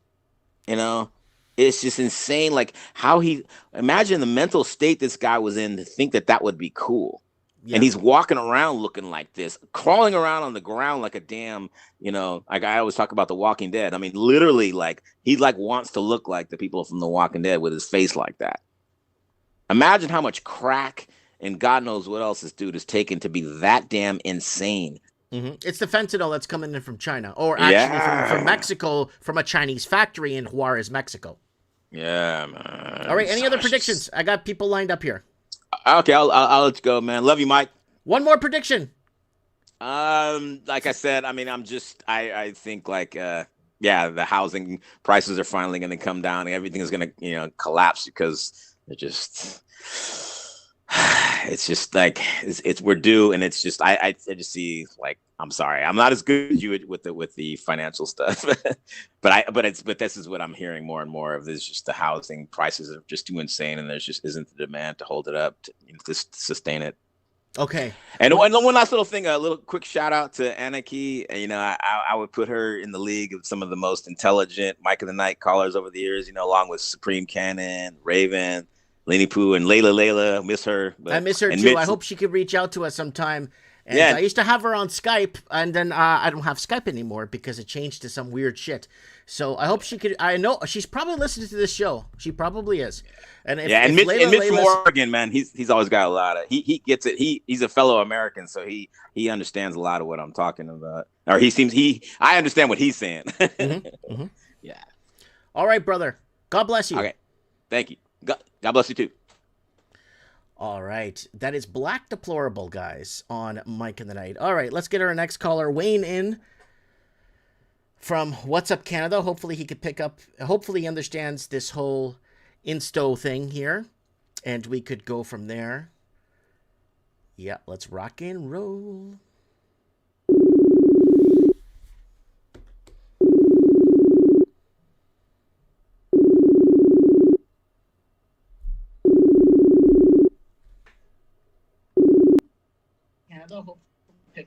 Hopefully understands this. Hello? Whole Insto thing. Hey, how you doing? Hey, Mike. Lower the volume of the show. We'll talk live here. Yeah, just lower the volume of the show. Yeah, I got it. Perfect. Yeah. All right, guys, we got Wayne Peters on here from What's Up Canada. How you doing tonight, buddy?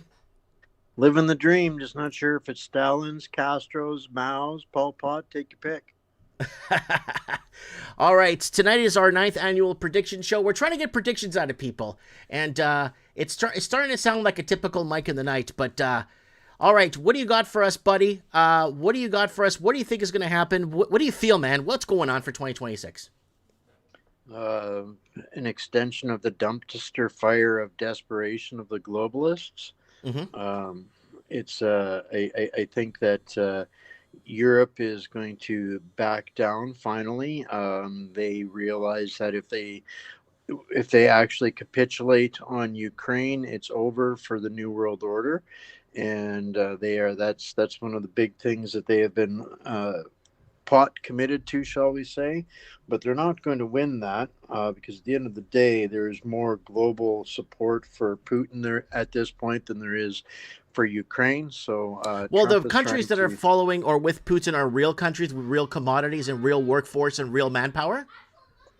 100%. I mean, Wayne, can you speak into your microphone like a little bit more closer, because we're getting a blur here.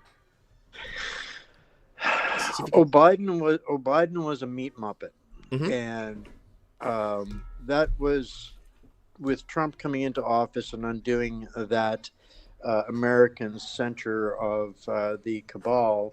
It pushed China and Russia together, and cannot forget that China is heavily invested in the Belt and Road Initiative right through to the Middle East. So that's falling apart.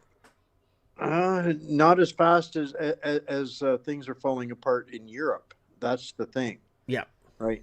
And so it's a race to the bottom on which crime syndicate's going to be the overlord at the end of the day. Because, I mean, this is what we have to realize is all nations are crime syndicates. They're all run by, the definition of crime syndicates and mobs. They're all selected they're all specifically selected and pinpointed, and they're all directed on what to do. And if they don't, they're gone.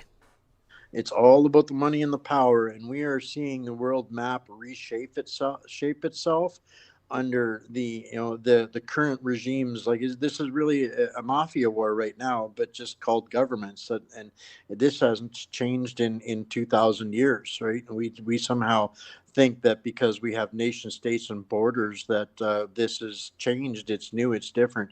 It's not. It's the same thing. Wash, rinse, repeat. Follow the money. Follow the power. And right now there is the greatest power struggle on Earth, basically going back to about the time of Napoleon versus Russia versus England versus America. And so to me, it's a very much a wash, rinse, repeat of that. And how do they get out of that kind of a dumpster fire? They start a different dumpster fire somewhere else. Yep. And so that's, I think, some dangerous things that are potentially, on the horizon for 2026.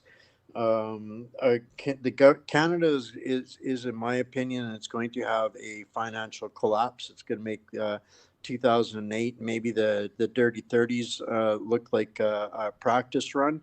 Unfortunately, well, we need this. Canada needs a correction big time, and 100%. They're running out of Chinese money laundering. March 2024 was the last dollar that was brought in from China to be laundered through our real estate. And that's it. March 2024, you start to see the scales tip because the Canadian proper cannot get into their own real estate. And the 4 million Indians that they brought in to try and fix the housing market isn't fixing that either. And then they give them subsidized wages, and then our Canadians don't even get jobs. Canada is the golden unicorn for every parasite on the planet. And that gravy train is coming to an end.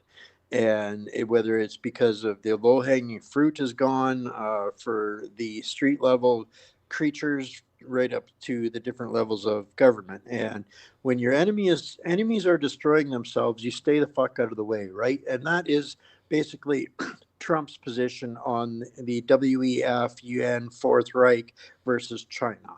Paris Accord shit, everything else. Pardon me? The Paris Accord and all that other shit he's trying to back out of. He's trying to back out of a lot of this stuff. He's trying to back out, but he's also starting other wars in other places too, right? So, yeah, what most people don't understand about all of that shit is it's literally controlled by. Do you know what the OIC is? The who? The OIC, the 56 plus 1. That is the largest single voting bloc of the United Nations, and that is absolute the radical Islam on the planet.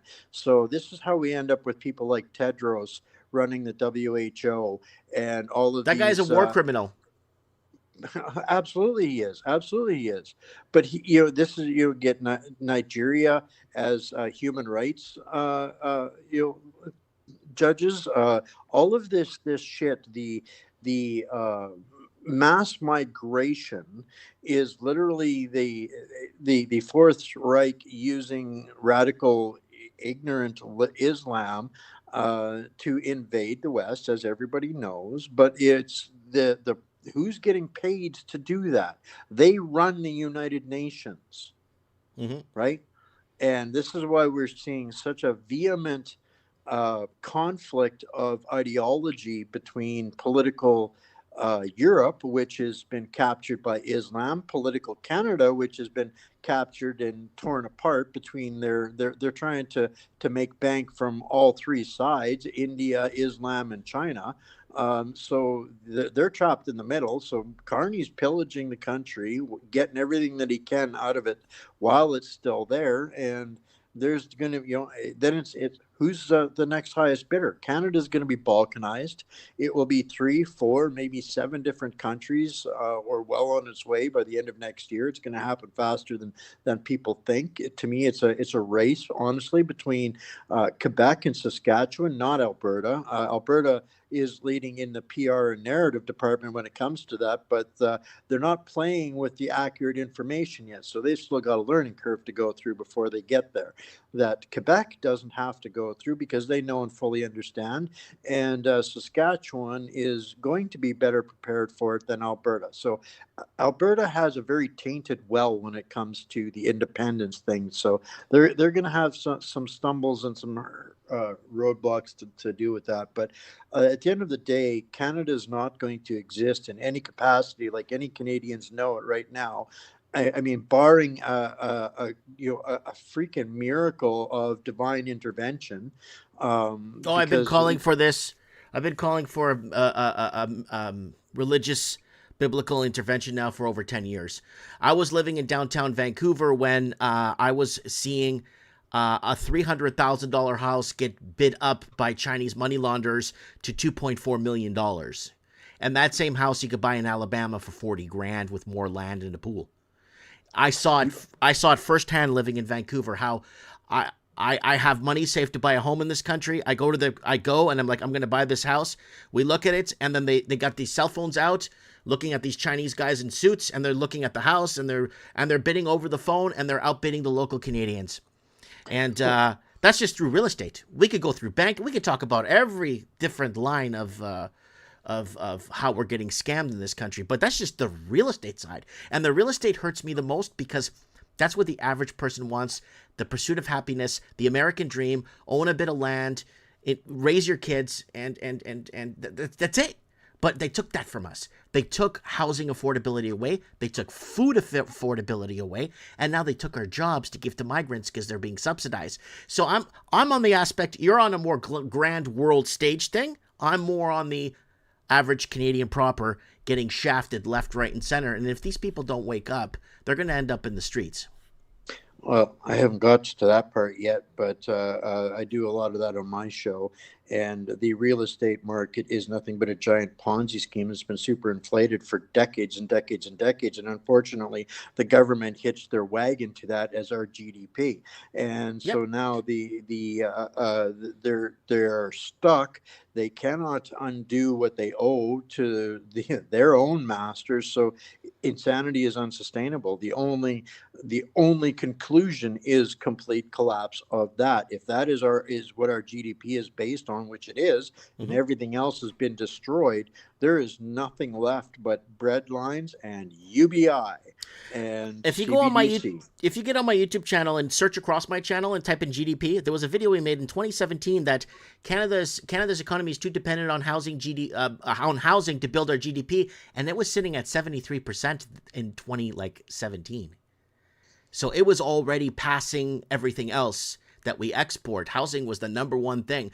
Build homes and sell them to Chinese.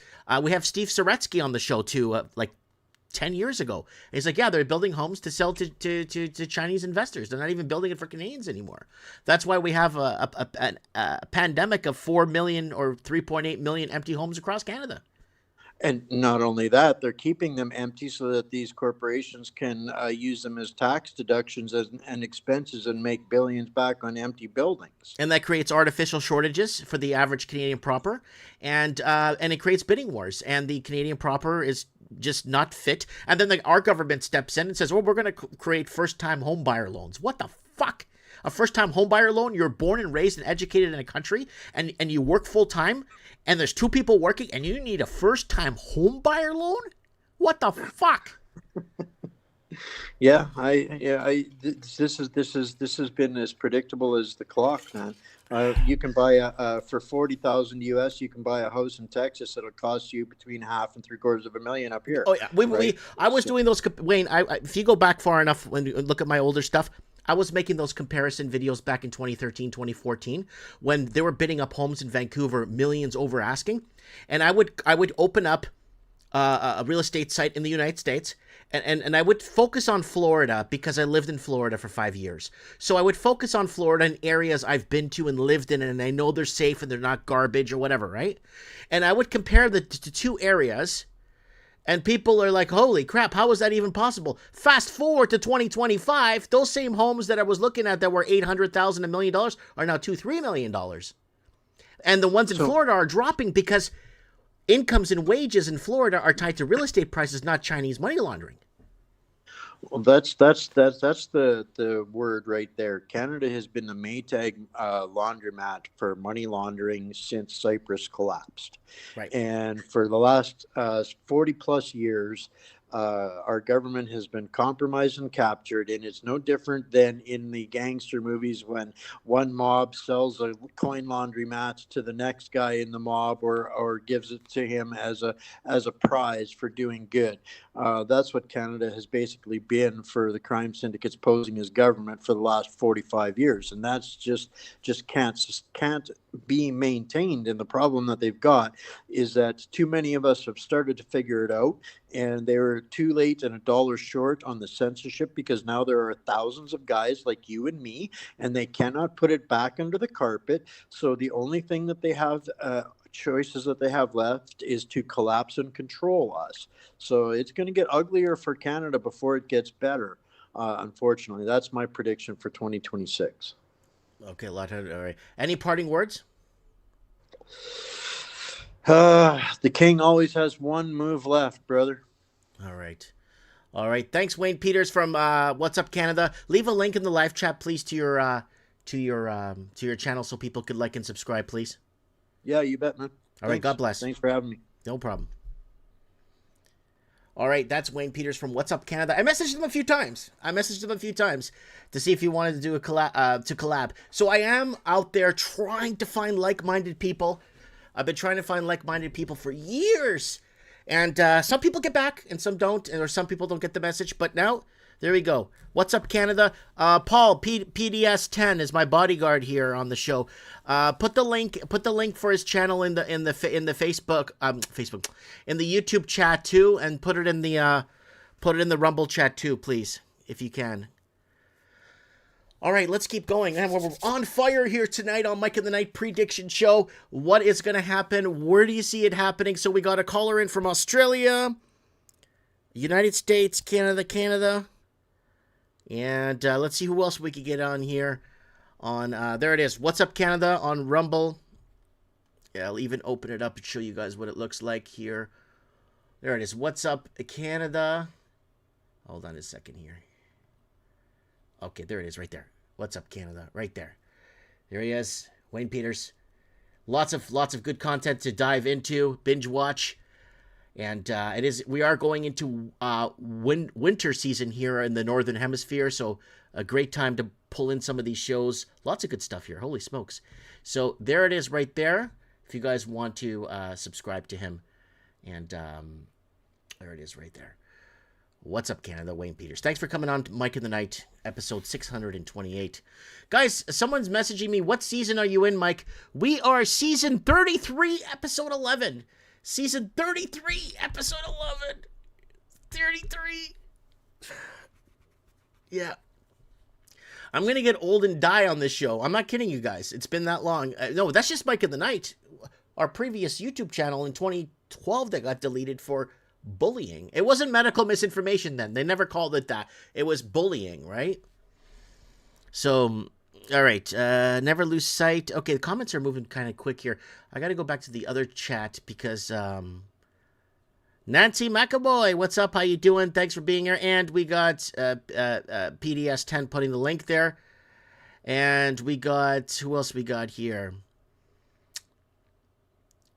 Hiram Musa is here tonight. Our typical suspects. Anna Key still in the chat. We got Louise here in the chat here. Who else is here? Dynamite Hetty in the house. That's all we're on the Rumble side. We got Dino Bravo in the house. Here on Mike in the Night. Okay, guys. Rock and roll. Ooh, yeah. We got another caller here. Let's get another caller here. Guys, I could be taking, I'm in the mood to take calls all night long. You're talking about all man here on Mike in the Night. You're talking about all man. Oh, yeah, on Mike in the Night. Woo! All right, guys. All right, let's get some coffees here. Who's going to donate a coffee to us today? Let's see who else. It was just one. We got one coffee donation from Heather, and that's it. Thank you, Heather. I appreciate it very much. Okay. Okay, let's rock and roll here. Wayne, try and get on YouTube again. If you got banned off of YouTube, Wayne Peters there. If you got banned off of YouTube, just go back on YouTube. YouTube is wide open. YouTube's completely wide open. It's going back to its older self, I guess, if that makes any sense. Okay, we're going to get Dallas Dalton on Mike in the Night is going to give us an update and his predictions for 2026. You are tuned into Mike in the Night, the voice of the Commonwealth. If you're listening to this on replay, guys, thanks for listening to this on replay. And thanks for downloading these shows and putting them in other places. I really appreciate it. And I want a big shout out to the I-10 truckers from Interstate 10. I-10 truckers from Jacksonville to Los Angeles taking the I-10 route and posting graffiti on washroom stalls for Mike in the Night. I really appreciate that. I got an email this week from someone took a picture of graffiti in a washroom stall off the I-10 corridor, basically saying, watch Mike in the Night, listen to replays. This guy's not bought and paid for. And that means a lot to me. All right. Let's get our next caller in. Dallas Dalton.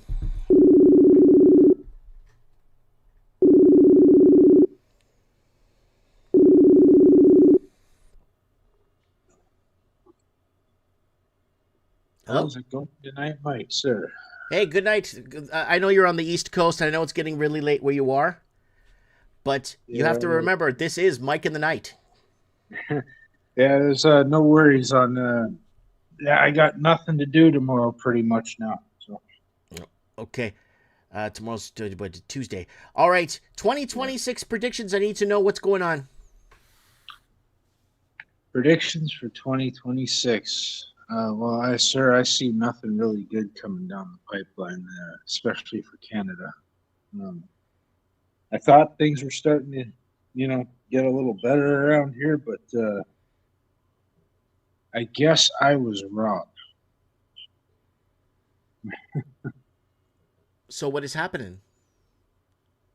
Well, remember the last time I told you that I thought I had found a good place to work, somewhere that was actually cared about people.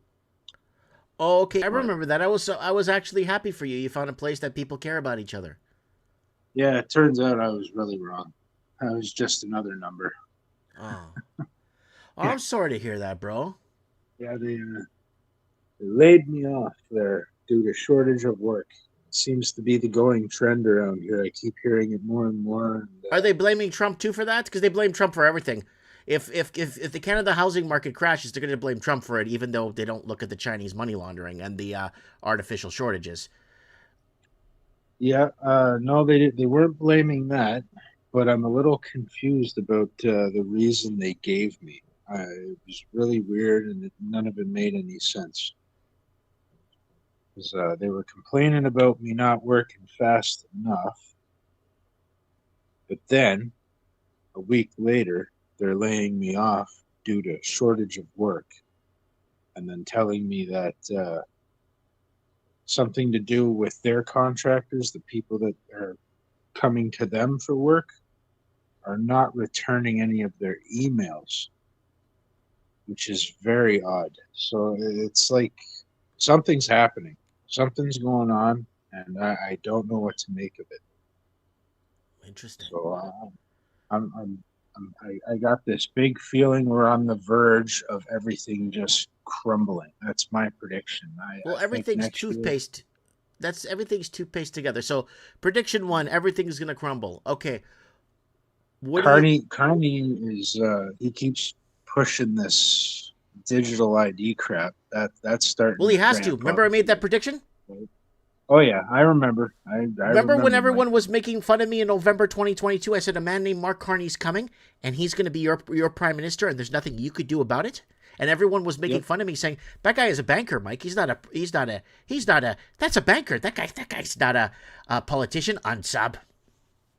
Yep. No, I agree with you because I everybody hated the hell out of me because I kept telling everybody because everybody wanted Poilievre. Everybody was all Poilievre is going to win. Blah blah blah blah blah blah blah. He can't do anything either. No, but and I was telling people, I'm like, Poilievre is not allowed to win. He ain't going to win. Just wait and see. Trudeau's going to get in, and that's exactly what happened. Mm-hmm. And then this Carney asshole came out of left field, which again, you hit the nail on the head with that one, right? Because he was the perfect candidate, because he moved so much Chinese money in his when he was with the Bank of Canada. Then the fucking prick went over to England and did the same shit over there.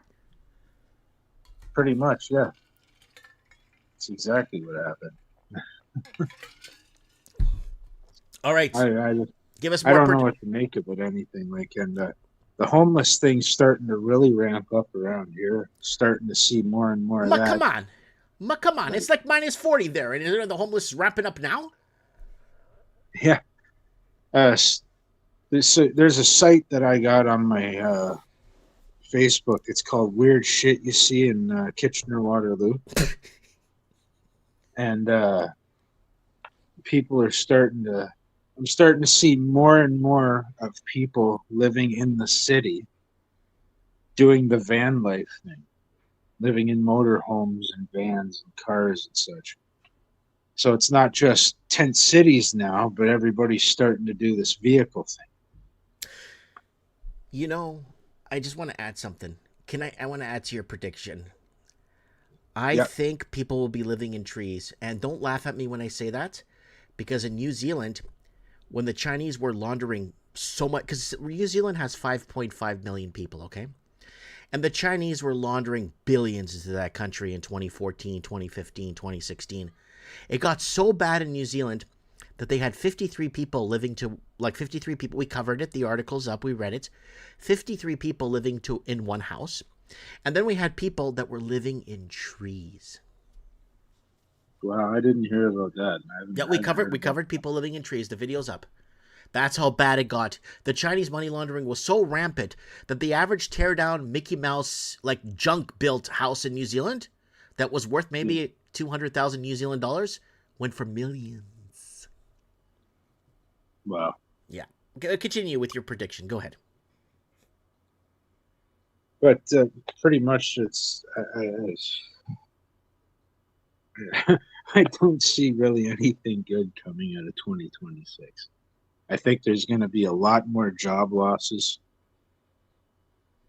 and a lot more homeless. Mm-hmm. But it's all Canadians that are homeless, though, in your area. Is it like me, where I live in Vancouver, where it's all Canadian homeless people? Pretty much. Yeah. And I've had conversations with friends around here, and they've even said the same thing. I have not seen one Indian homeless person yet. So. Mm-hmm. Wow. Someone sent me, shout out to Night0Tem 888 sent me $50. Merry Christmas. Carney spent a lifetime working for Hillary Clinton from age 17. He never went to university. He worked as a drug dealer, financial scamming for Hillary Clinton. Carney began running Canada upon the election of Justin Trudeau. Yeah. Pretty much. Carney's been pulling the strings for like the past decade. So but when he was with, I knew this guy was going to have to be our next president. He had to. He made perfect sense because he was in with China, and China needs this guy in, and that's why we even ran a video.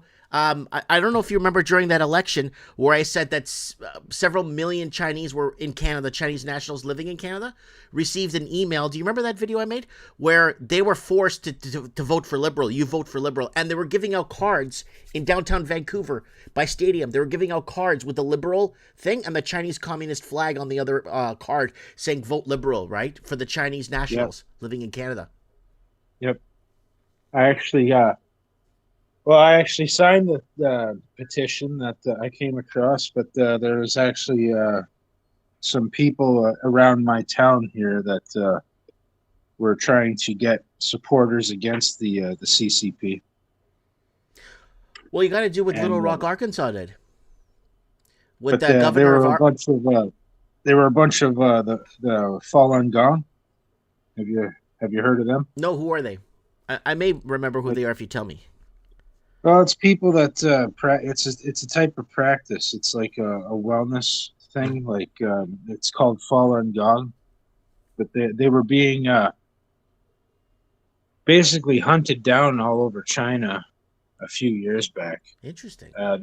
there was a weird thing going on with organ harvesting and such. We were covering that on Mike of the Night in 2019.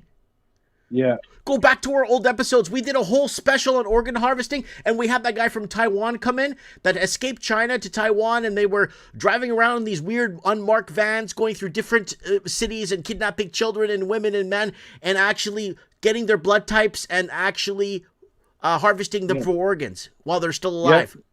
Yes, sir. And they were doing it specifically to the Falun Gong because of how good of shape they were in. It's like almost like a Tai Chi type of workout. So, and because of how well a shape, like I said, these people were in, I guess they were prime candidates for that type of thing. So, but I actually met some of them around town, and they're actually lobbying to get supporters against the CCP. Why would there even be CCP in Canada in the first place? Why would we deal with communists in the first place? This makes no sense. Right? Right? It's like that Chow or whatever the hell her name is. Nobody voted for her. Here, I got the image up right here. I got a video taken down last week, actually. No. Second week of November, I got a video taken down. I'll show you the premise, guys. Mike and the Night people watching, you're in for a treat tonight. So if you guys remember, I made a video about this. So Olivia Chow, most voted for mayor in the Milky Way galaxy. I made a video. She has 1,100 followers. I made a video addressing this. Look at this. Everyone voted for her. And look at the bottom here. It says government official. Oh, you can't see it on my screen. But it says page, government official. It's a verified government official page. I was at 121,000 followers on my Facebook, and I wrote for myself, this guy can't read. And I have 121,000, and the most voted for mayor in the history of Canada gets 1,100 followers on Facebook on a government official page. And guess what? I go back to her page 2 days later. She's at 60 or 80 or 90,000 followers overnight. But she already won the election.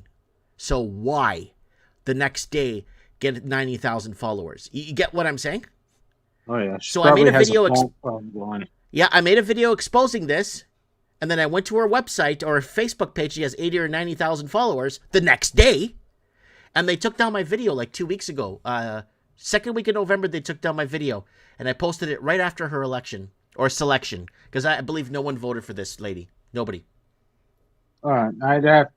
If anybody did vote for her, they're insane. Yeah, I don't think there's enough. There's not enough of those. No, no, it's all selected. I think Chris Sky got more votes than her. Yeah, Chris Sky. I actually met him, man. He was a nice guy.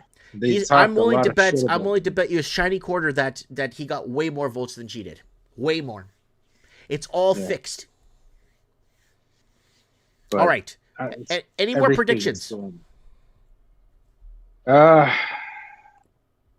Not off by hand, but another interesting thing that was going on around here was they were starting to put up all these speed cameras, part of that whole Big Brother type thing.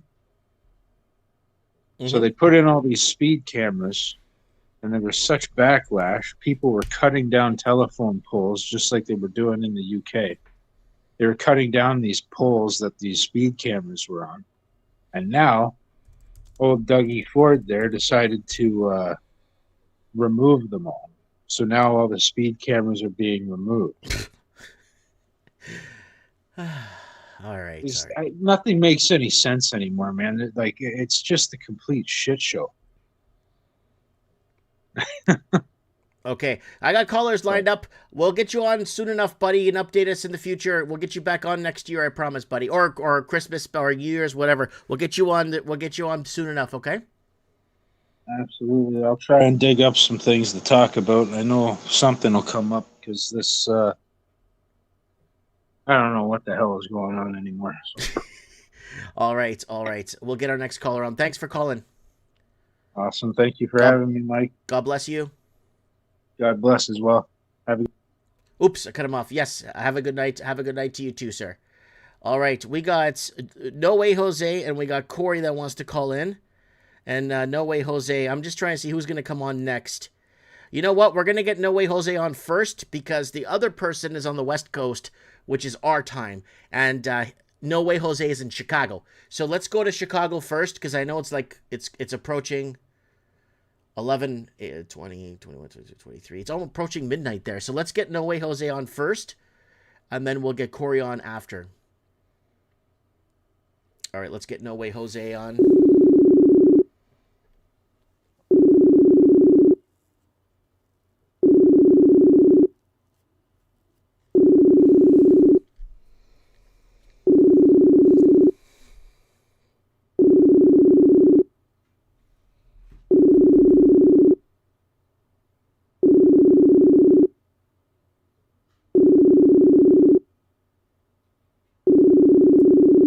No Way Jose is not picking up his phone.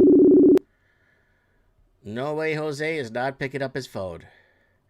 All right, we'll go to our next caller, and then if he can't, then we'll get him. We'll go to the next caller here.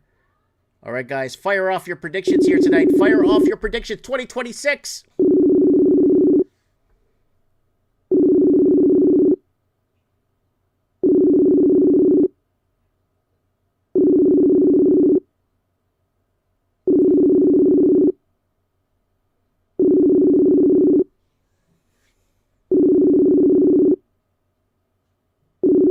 All right, Corey's not picking up now.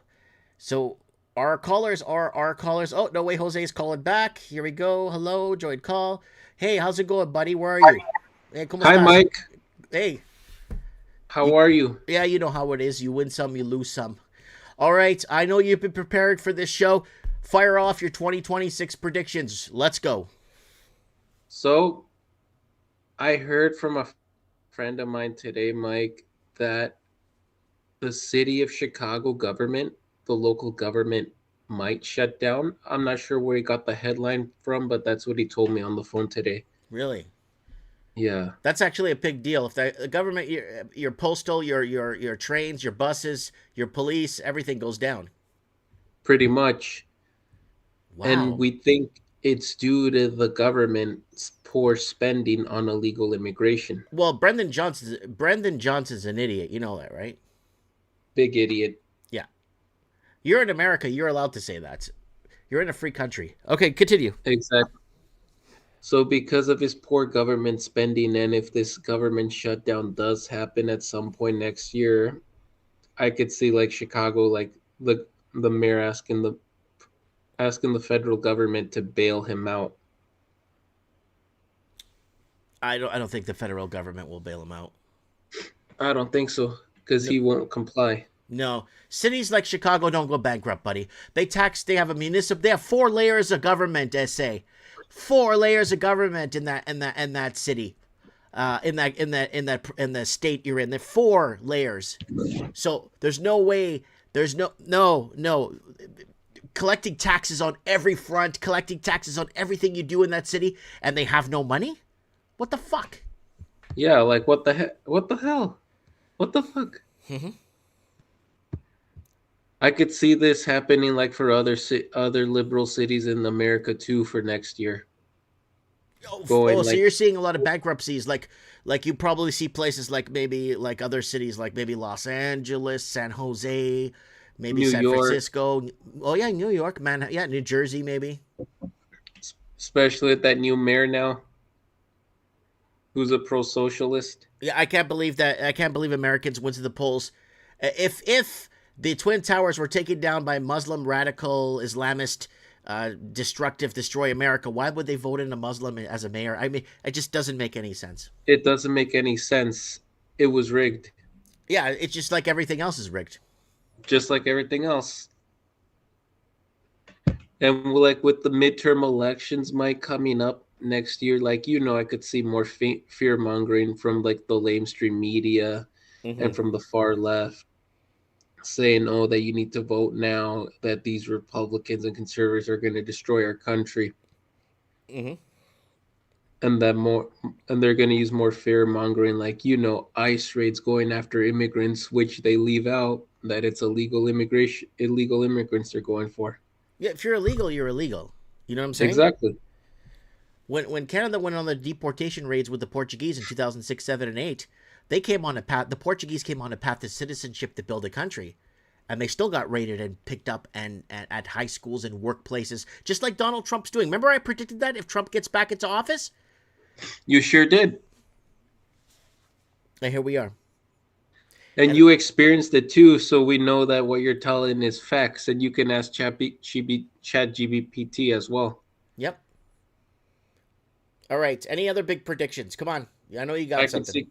I could see like crime in Chicago still increasing because last month during the tree lighting, there was a shooting.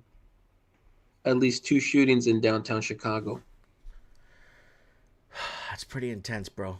That's pretty intense. It is. Like, I was around the area, but a friend of mine wanted to go home because he could tell, like, with all the people around that something was going to go down. I hate those feelings when you're out and about and you feel like something's coming down and it's gonna cost you. He just kind of knew, and he kept telling me and my other friend that we should probably go home, and we did. And then later that evening, we saw what happened on what happened in downtown Chicago. 2 shootings happened. Wow, what a nightmare, man! And you pay so much tax in that state. That's why everyone's bailing on that state. It's because are. Everyone's bailing. You know how many pensions with 4 levels of government you guys have there? You know how much pensions your taxpayers are on the hook for? Lots of pensions. Whoo. Woo! All right, what else? So I really dodged a bullet that night, Mike. Yeah, you did. That's good. Like, I'm glad I wasn't around the mayhem or chaos. Yeah, so start doing some reporting. And start doing some reporting for us next year in Chicago. Bring your camera out, start filming shit for us. And I can send you those videos on Instagram. Yeah, just start sending them on Instagram, and I'll play them during the show to update us on what the hell's going on with those No Kings rallies or whatever bullshit they do. Go there and cover it. Just say, hey, this is No Way Jose here for Mike in the Night, reporting on Chicago for blah, blah, blah. And then give us an update on what the hell's going on down there, right? What's going on here. So you don't have to show your face either. You just talk. But I can just say this is No Way Jose reporting for Mike in the Night. That's right, at a man. No Kings rally. Yep. There you go. Any other predictions? I wouldn't be surprised if there are more No Kings rallies next year in liberal cities across America with the midterm election. That's a good prediction. That's a good one. What else? And then, like, aside from the No Kings rallies, and then like more and more conflict between the federal government and local governments. One of them being Brandon Johnson, the idiot, saying we don't need National Guards when last month at the Christmas tree lighting was proof enough that we do need National Guards here. Well, it's out of control. Combating the crime. It's out of control. Like, imagine you're taking your family to the traditional Christmas tree lighting, and that's been happening, since like 1917 or 1918? It's been going on forever in It's Chicago. been going on since like 1918 or 1919 in Chicago. And then we're going to go take the family out. We're all going to get dressed. It's going to be cold. We're all going to be there, and we're going to say a prayer. We're going to light the tree. Boom, 2 shootings. Exactly. Like, why can't you just go enjoy yourself? Fucking. Without having to worry about that. Yeah. All right. Any other predictions? So those are the predictions I can see for next year, Mike. Okay. Well, all right. And even like, even if the mayor refuses the National Guards, I could see like Trump sending them anyways. Well, why not? Because some of the aldermen here do want them. The ones that do want to comply with the the ones that want to fix their freaking communities and kids scared to walk to school because they're scared of getting shot. Exactly. So, anyways, all right, No Way Jose. Thanks for your predictions. We'll get you back on the show in a couple of weeks, and we'll get you back on a regular schedule. Okay, buddy? In a couple of weeks. All right, Mike. Sounds good. God bless you. God bless you. Bye-bye. Bye-bye. That is our boy, No Way Jose, and that calls in on a regular basis to update us on what's happening in the windy city of Chicago, Chi-Town. All right, who else is here? Okay. Yes. Okay, let's get our next caller on. We want your predictions. Let's get this caller on here. And then after we get Dino Bravo, and if PDS 10 wants to come on. I know it's like midnight where he is now, but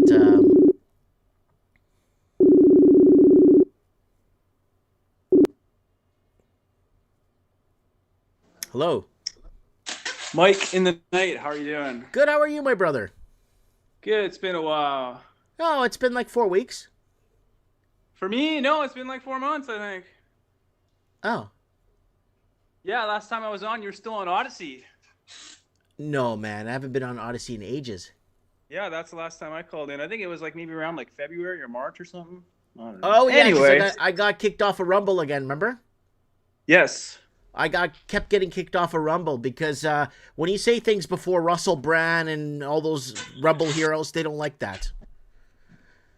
Yeah. Correct. Yeah. All right. I want to hear 2026 predictions. Fire them off. I want to know what you know. Okay, well, 2 people died suddenly out here recently. Oh my goodness, did they?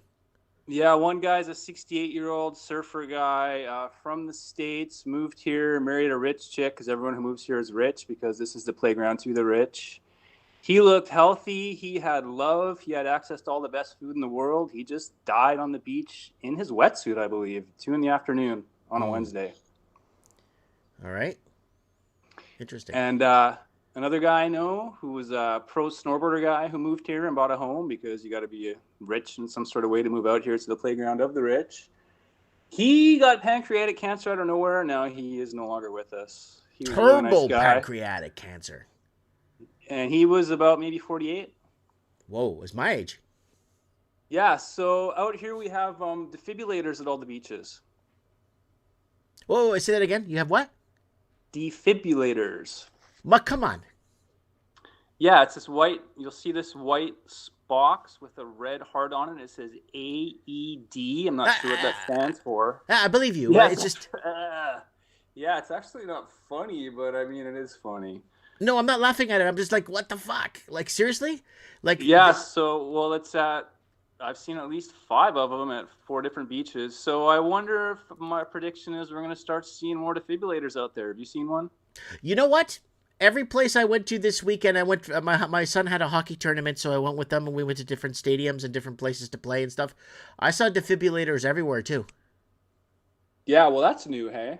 Yeah, and it's really strange. I saw them in random places too. I saw one on like off the sidewalk. There's like a little bookshelf thing where people leave in books and take books, and there was a defibrillator with a red light flashing behind a little piece of plexiglass right next to the bookshelf outside. Yeah, so I don't know for people out there around the world who are watching this show, are you guys seeing defibrillators popping up? Okay, yeah. Well, people leave their comments in the comments section. Okay, what else? Well, I've been tracking excess deaths, right? And so in 2022 in BC, we were getting 14.7 extra deaths per day.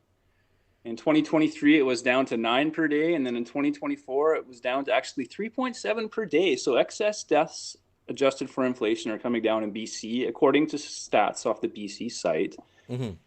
Unless they're reporting them accurately or they're not reporting which them. is sort of my point. So anyway, in 2019 there was 38,732 deaths on there. That's when BC was at 5.1 million.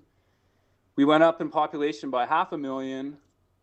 Excess deaths in 2024 were 44,180, which was up, 6,000 or 5,000 from 2019. My prediction is in 2025, they're going to bring those numbers back down to like 40,000.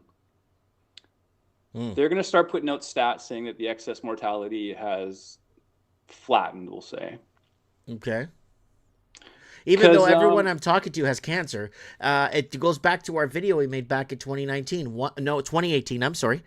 1 out of 3 people have cancer, don't even know it. And it's going to get worse.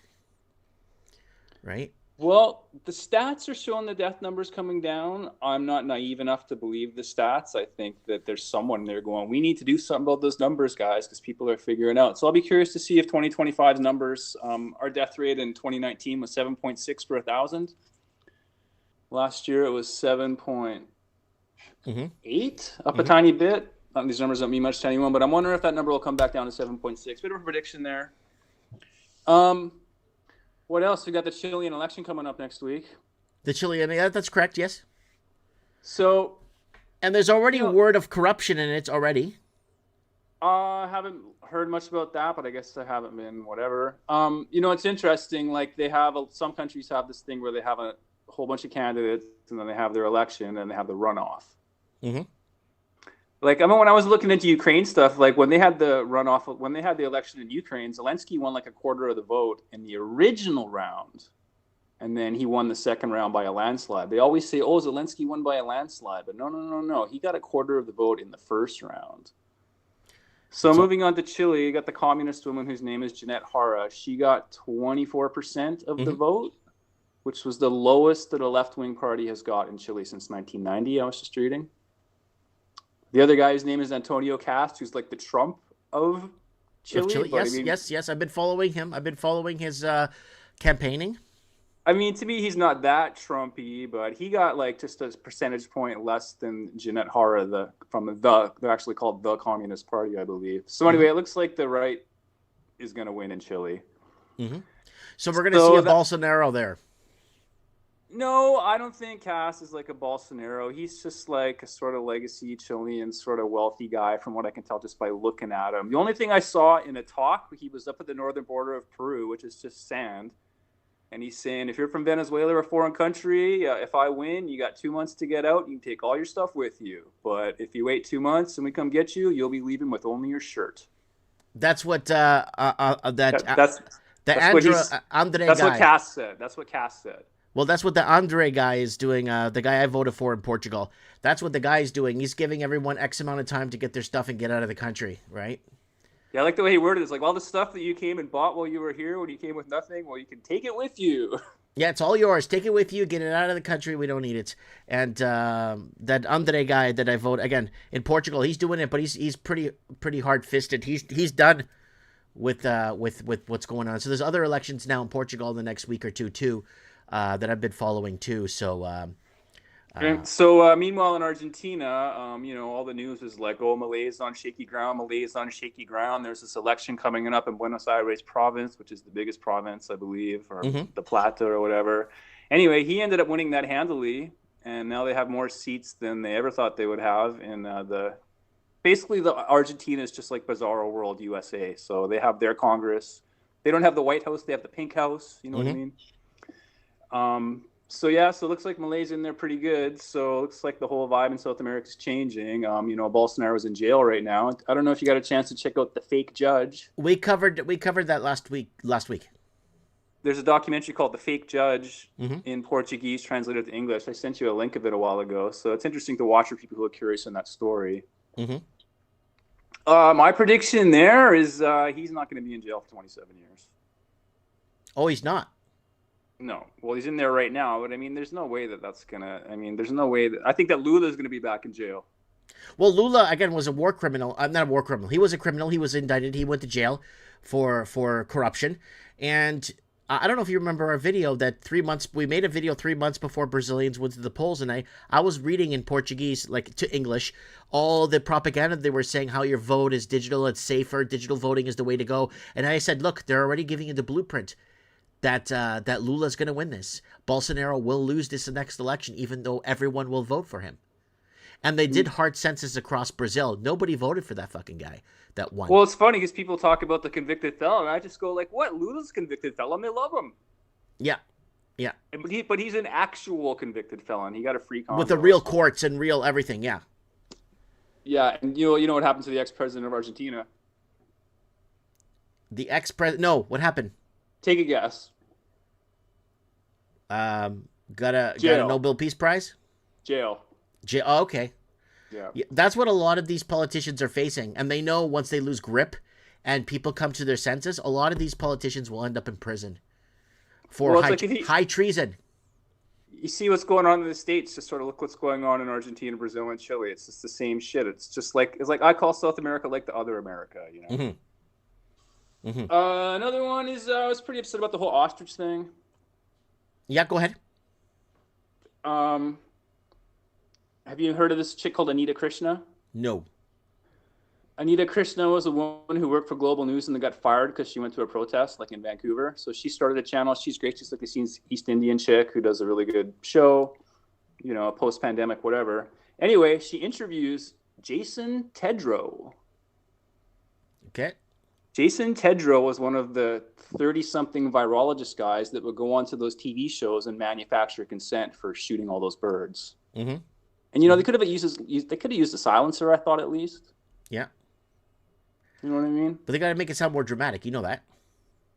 Yeah. I mean, dude, some people have made some light of that and joked about that a bit. Like, you know, I think the worst things that have happened that make me want to leave Canada, it's like the ostriches is definitely right up there. I mean, that's just fucked. No one in Argentina is doing that. No, I understand. No, I understand. No one in Argentina is cutting kids' titties off. You know what I mean? No one in Argentina is renaming shit. You know what I mean? Yeah, in Canada, they're renaming bridges. They want to rename St. Clair, St. Joseph's Hospital. They want to rename everything. They want to rename St. Joseph and then St. Patrick's. Oh yeah, they're going to. Yeah, they're going to. This is going to backfire. This is going to be huge. What else? Well, you know, it's funny, the pandemic, right? It's like the quick question you can ask someone is, well, what do you think it was? Think it was a bat? Think it was a lab? Or you think it was fake? Well, I'm sticking to my guns from 2020. None of this is real, period. Yeah. So by that metric, the whole bird flu thing is fake. Well, again, we had our bird flu expert on, guy that worked in one of the labs, not for bird flu, but he understands bird flu, and it says it's impossible for it to. There's no way unless it's engineered in a lab to screw around and try to screw us over. There's no way birds could pass on. He went over all this technicalities. I didn't even understand what he was telling me, and he made sense of it by saying that no, it does not happen and it can't happen unless humans screw around in the lab. Okay, so Jason Tedrow goes on this show with Anita Krishna, and he debates Brigham, I can't remember his name, Dr. Bridle. This is one of these TV doctor guys. Anyway, beside the point.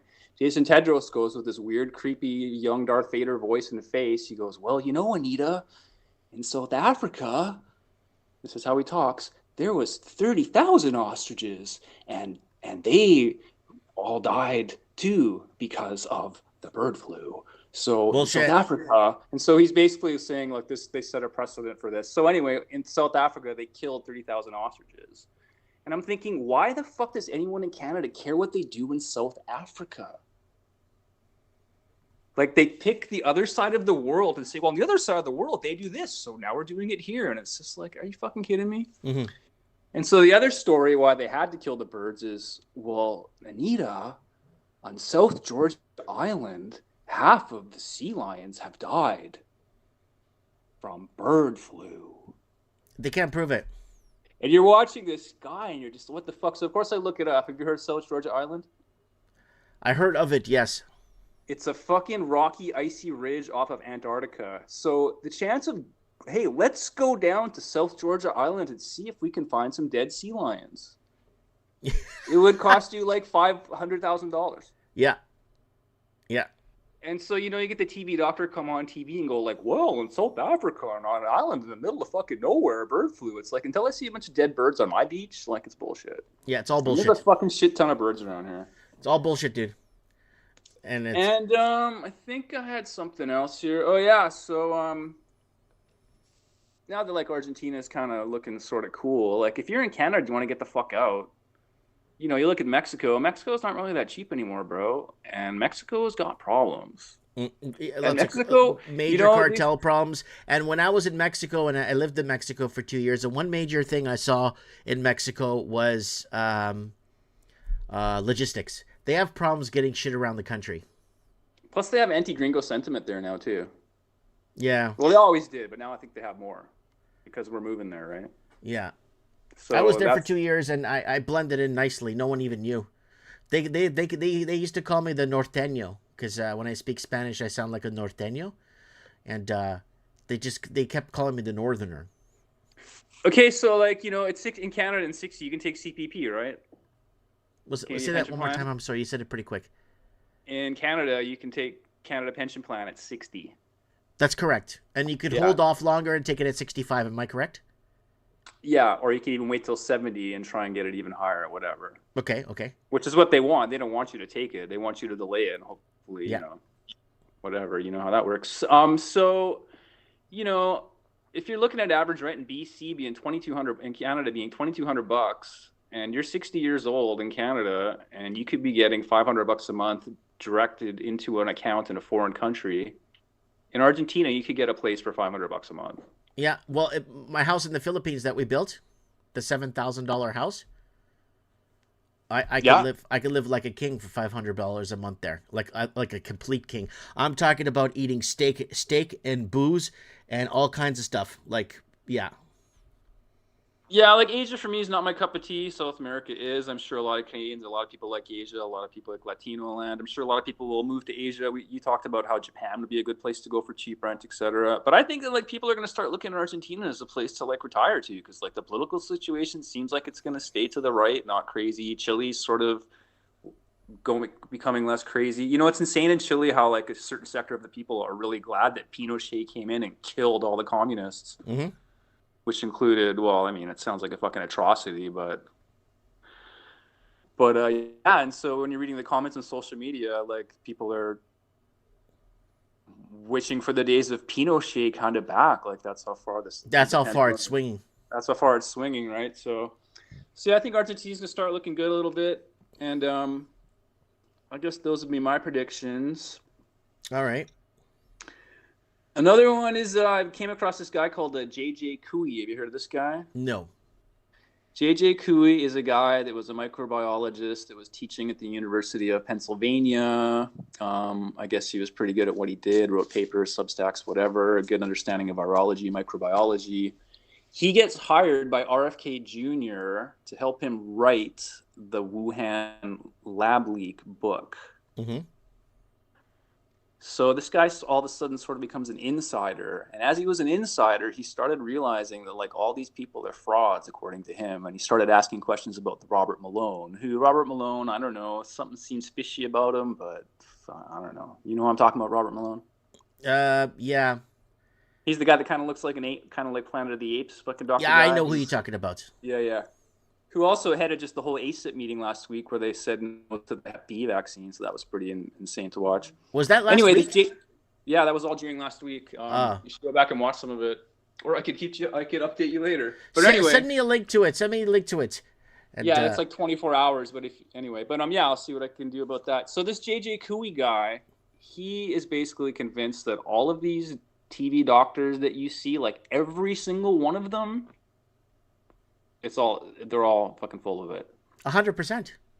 And I know you believe that kind of stuff, and I'm looking at all these people, and I'm like, fuck, man, like, is the psyop really that deep? And like, it's so deep. Am I gonna like write off everyone else because JJ Cooey says I should? But like JJ Cooey seems like a little bit smarter than everyone else. Like for me, the people that seem the smartest are the ones that I fall for. Mm-hmm.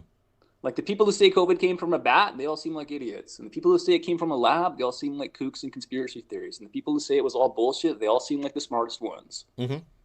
Right? It's a big psyop bullshit. Yeah, so if you guys got a pencil out there, write down JJ Cooey. He's like the long-haired Filipino-American mudblood, he calls himself. Cool guy. He said he used to make videos on his bike, and now he's just fully gone off the deep end, and he's out there trying to get the message out. Well, that's good. It's good. We need more freedom for some sort of, because it's going to go dark here in Canada. So, and last but not least, the pipeline. Mm-hmm. Living out here on the West Coast, I remember the Exxon Valdez thing, and I don't trust these boats to not like at some point crash and spill oil everywhere. Generally, the sentiment around here is most people do support the tanker ban. Mm-hmm. But what I'm proposing is why not just make it 6 months of the year? Yeah, that makes sense. Summertime, and I was talking to this girl, she's like, what about 6 months of the year? She's like, well, there's still big tides in summer. And I'm like, I'm sure some giant tanker's not going to have a problem with the fucking tides, chick. Yeah, no. And, basically from Kitimat, it's a straight shot to sea out through the Hecate Strait. And in the summertime, I don't see why they can't do it. So I'm kind of back on social media a little bit now because I'm a fucking idiot. Oh, I don't think so. My own personal opinion. Because, everything's, it's forever. But anyway, I've been typing that out there. What about 6 month ban? What a 6 month ban? And no traction yet. But I mean, we need to make a compromise, and I think that could be good. I don't think it'll happen. It's like a wish list. How about a 6-month year ban? We can get rich in Canada and we won't spill oil everywhere if we do it in the summer. Yeah. All right, then. Is that your final prediction? Yeah. All right. We'll get you back on a regular schedule next year. I promise, like every third or fourth week, if you want to come on and update us with something, you're more than welcome to do that. And now that YouTube is more open up, everything's more open up, and we could now state the obvious without getting banned. So, yeah, come on back and anytime, and we could just update the listeners. Yeah, congratulations to everyone who's a YouTuber now who can actually go on the internet and not be, walking on eggshells. Must feel great. Well, I got 21 suspensions, bro. So when was a lot? Not for a while. Not recently. Yeah, not recently. They still take down videos though. They took down another video the other day too. So a video I did in 2015. So they're still taking down videos. Any parting words for us over here on Vancouver Island? Me? Yeah. Be safe. Be strong. Eye on the prize. Be positive. Reunite with family, especially if there was the Great Divide of 2020, 2021, 2022. Reunite from the Great Divide. Take care of each other and love one another. Nice. I got a piece of paper. I look at it. It says, choose to be happy. Yep. It's all choice. All right, thank you, sir. God bless you. Ciao, ciao. All right. Let's get, who else is messaging me here? We got Dino Bravo. Canada's strongest man is going to come on right now and give us an update on what the heck is going on too. He says he's got some predictions here, so let's get him on. Man, it's been a fireball of a show tonight, man. We got lots of good callers. Lots of callers on the show tonight, but we got, let's get Dino Bravo on. We're getting callers from all over the Commonwealth. We're heading to Winnipeg, Manitoba right now. Winnipeg, Manitoba. Hello, Mike. Dino, how you doing, buddy? I'm doing good. How are you? It's so good to hear you. It's still good to talk to you. And thanks for talking to me last week. I needed a good talking to last week, and I appreciate you taking the time.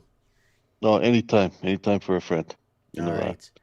Okay, you said you got some predictions for 2026, man. Lay it out. I got them. I'm going to hit them hard here. Okay, I got a metal guy, you know that. So I see gold to 5K. I see silver going to U.S. dollars. U.S. is all U.S. Okay. Silver is going to go to $400. That's where it's supposed to be. I've been saying silver is be to $300 to $400. 100%. I saw a guy today who was talking to 1,000, but I'm going to go 400, and there's no limit to it. It's going to skyrocket. It's going to outpace gold. This is a bombshell. Bill C9 gets delayed, pushed off to the side, and will be destroyed. 2026. Okay, wait. You gotta rewind here a bit. Bill C9 is gonna be what? Destroyed. It's gonna be delayed, which I sent you an article today on it being delayed. It's getting a lot of pushback. Yeah, and then it's gonna be destroyed, abolished. Yeah. Oh, so I'm not gonna go to jail? No, you get rid of the handcuffs. Okay. I can see a non-confidence vote in Canada, and another election will come in, and I could see Pierre winning in the minority. But the problem is he can't do anything either. He's not allowed to be there if he doesn't follow the world. No, it's just to appease the people that think Pierre is going to be the better side. It's going to be the same story. Yeah. They're just doing that to appease everybody. That's just a hunch I got, because I see a lot of pushback on the Bills, and Carney's, he's done a lot of damage already, so he's well on his way, and Pierre will just carry on with the the pendulum swings to the other side, but Pierre's going to do the same thing. It's no different, and the people like us that say it makes no difference will be proven right, and everybody's going to be throwing their arms up in the air and going, "What happened? I thought Pierre was the answer." No, he's not going to be the answer. He's not allowed to. Anyone that's he will be selected, and just like everyone else, and he's going to have a code of conduct, and he's going to have a creed, and he's going to have all this other stuff he's going to have to follow. Playbook. If he steps out of line, he'll be taken care of. That's just how it works. That's just how it works for any world leader, pretty much. But I see like I said, I see a big pushback from Bill C9. Do you see the year of the protest? Do you see people protesting in 2026? I can see a lot of it. It's already. Well, I got in my prediction here. I got one of my predictions here. I'll go right into it. I see the start of the demise of the EU in 2026 in a big way. I I hope you're think right. the countries are Portugal is pushing back. Italy is going hard. Ireland, like they're just pushing. France, there's a lot of underground noise happening there. I think that's going to be huge. But and Germany, it's incredible the amount of people. I just was watching a show today. They're saying that a bunch of Germans are moving to Georgia near Yeah. Russia. Yeah, yeah. They're just getting the hell out of there. They see no hope, and actually people with money, not just Germans, multimillionaires moving from Germany Well, if to Portugal there. could get out of the EU, and I've been petitioning this for over 20 years now, if Portugal could get out of the EU, they could get their fishing rights back, they get their jurisdictional waters back, their jurisdictional waters that belong to them, and Mm-hmm. they could fish again. They could start creating their own economy within their country again. And the EU is telling them that you can't do this, you can't fish, you can't make Mm-hmm. shoes, you can't do olive oil, you can't do this, you got mafangulo. So they Mm-hmm. take their country back, make their own shit again, export their own shit again, and then create the alliance with Brazil and Angola and Mozambique and start getting into those packs again. Portugal was being fined and by the Troika like 5 years ago for you can't be doing business with Angola without our permission. It's like, who the fuck are you? Portugal was Angola for 500 fucking years. That's what one of my predictions. BRICS. I think that you could see Portugal joining BRICS. BRICS pushes With U.S. Andre dollar Ventura. down. Yeah, Yeah, Andre Ventura, the president. I voted for him. yeah. 29 BRICS sold off 29 billion U.S. bonds just last week.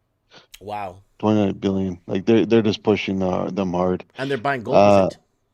Yeah, they are.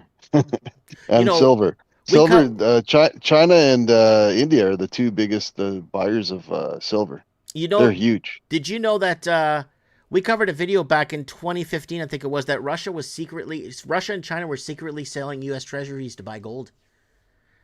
And everyone called me a conspiracy whack job when I said that. I'm like, yeah, they are.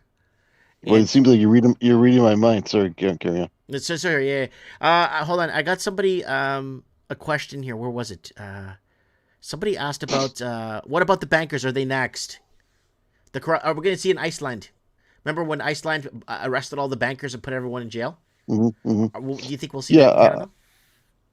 Well, I think you're gonna see, like we talked about, the riots happening 1st, and then I think we start pushing governments, toppling governments and bringing in new leadership. But I mean, I don't believe in government at all. I believe in self-governance. But I think it's a start. Like you're just talking about Portugal, how they get that gentleman there that you were talking about. He seems like he's got his head on straight. But all governments are corrupt. So I hold out hope that we can get someone that can change a country, and then other countries are going to look at that and say, okay, look at that, we can push this guy out. I like him to Nepal. I think we just get these politicians right out and just whack them with sticks in the river, make them strip them naked and throw them in the river. Yeah, but this politician in Portugal is a little bit different because he's in public gatherings, like real public gatherings. He goes in his own car. He shows up to high schools. He shows up to public rallies, like unannounced. Yeah. He shows up to soccer games unannounced. And people are hugging him and dancing with them and taking selfies with them everywhere. That's awesome. That's different. You look it up. You could see it on Instagram. He's all over the place. And he's got, he may have a guy with him just to help him tell him, oh, this person's from this person's from that, or this person, just to keep it orderly, right? But yeah, no, it's just he goes unannounced on his own dime, on his own time, and just goes around to random places. No one knows where he's gonna be, and he shows up somewhere, and everyone's taking pictures, and everyone's like, oh my God, he's here. Andre Ventura's here. So I'm gonna try and get him on Mike in the Nights because when he had that heart problem, I messaged him on Instagram, and he replied to me and said thank you. And I told him I'll pray for him, right? So yeah, okay. I'm really shocked at that. So he's got time for his people, right? Yeah. So Another one I've got that we talked about this before with Venezuela. The U.S. will not attack Venezuela, oh really? facing severe, harsh resistance from, and this is already documented, Mexico right through to South America. The Central America is huge anti-American against attacking Venezuela, and right through into obviously Colombia and Brazil. I've talked to some Brazilians too that they're they're 100% behind Venezuela. So there's going to be a huge backlash, and of course, the Chinese and are they're getting their oil from Venezuela. They're not going to let go of that, and Russia's in there too. There's talk of submarines, around the coast of My prediction 2 years Venezuela. ago was basically if I was an evil person and I wanted to shake things, the next war needs to be between Venezuela and the United States, and then obviously China is backing Venezuela Yeah, and the United yeah, I agree States. with that. I agree with that. That's good take. But also, this ties into my other prediction, which the Ukraine war ends finally, but they start up the Middle East war to replace it.